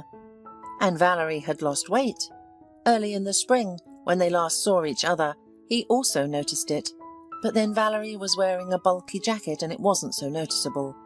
Now, a slender, attractive, red-haired woman with huge grey eyes like the sky before a storm, stood in front of Gabriel. To say that he was surprised would be an understatement. He looked at his wife and didn't recognize her. "You've changed," he said, and hurried to add, "for the better." And he himself realized how futile his words sounded. It was difficult to call them a compliment. "Thank you," Valerie said quietly. Her eyes shone with warm light and calmness. She had found herself as a mother. For now, that was enough for her. "Maybe the boys need something else. Tell me, don't be shy. I'm always happy to help." Gabriel didn't take his eyes off Valerie. She smiled and Gabriel smiled back.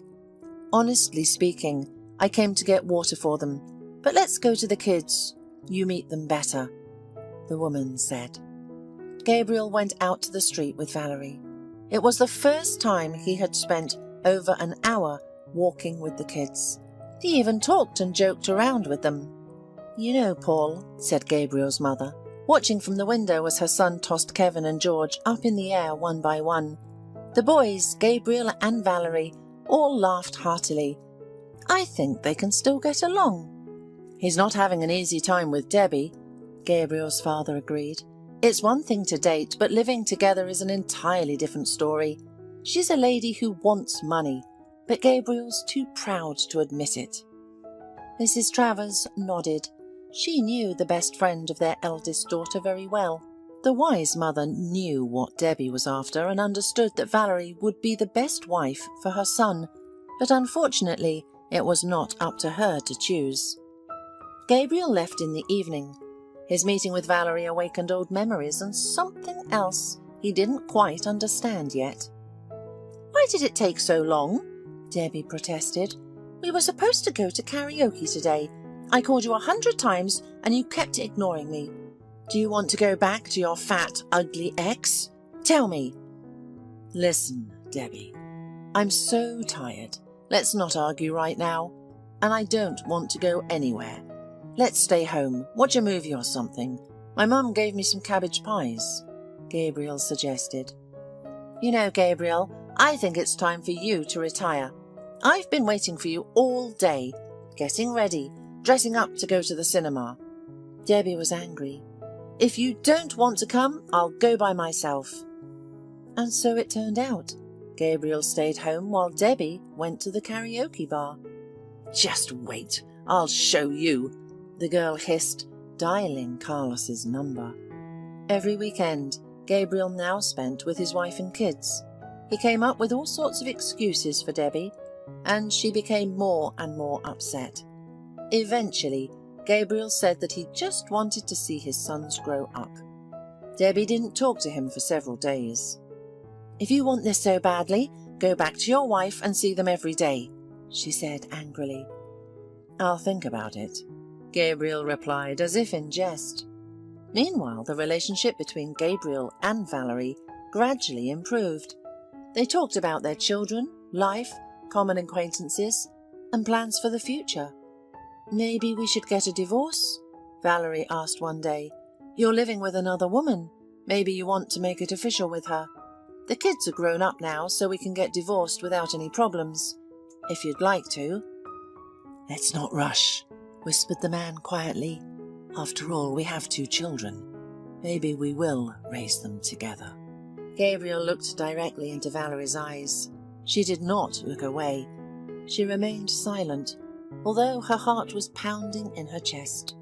Yes, she still loved her husband. She loved him despite everything that had happened between them. And even though her friend, whom she had once confided in, had criticized her, saying that she had no pride, for Valerie, love was more important. The young woman was going to use all the chances that life gave her. Valerie knew that she would only be happy with Gabriel. And pride? Well, then she had no pride. That evening, Gabriel did not go home. He called Debbie, saying that he urgently needed to go on a business trip. She probably didn't believe him. The man didn't clarify. "I am cheating on my mistress with my own wife," he thought, falling asleep in Valerie's embrace. As for Valerie, she was glad that, at the moment, Gabriel was with her, that love and adoration could be read in his eyes. That was enough for the woman. The young man's parents pretended that nothing strange had happened. The next day, Gabriel came to get his things. Debbie was furious. She was figuring things out, but then abruptly calmed down, and from there, Gabriel packed his things in silence. Without saying goodbye, she closed the door behind him, picked up her phone, and dialed a familiar number. If one man couldn't afford to provide her with a beautiful life, she would have to let another do it. Recently, Carlos suggested she accompany him. He was flying to Turkey for a vacation. Debbie hesitated because she wasn't certain about her relation with Gabriel, but now she agreed without hesitation. Seeing Gabriel with the suitcase, Valerie threw herself at him, crying with happiness. And again, Gabriel felt like a hero, giving happiness to his family. His parents watched the family reunion, smiling. "You were right, dear," the elderly man remarked. "Gabriel did come back to his wife." "I'm always right, dear," his wife smiled. "Yes, Carlos, I will marry you," Debbie answered her companion, smiling as if nothing had happened. After a few minutes, looking at the beautiful diamond ring given to her by the man. "And love? Well, it's not always a guarantee of happy relationships," Debbie thought, staring into the distance. "Without love, it's somehow easier, not so stressful." Meanwhile, on the other side of Earth, Valerie was thinking oppositely. "Love is the most important thing. My love saved our marriage." She was basking in her husband's embrace and still couldn't believe her happiness. Each of these women was right in her own way.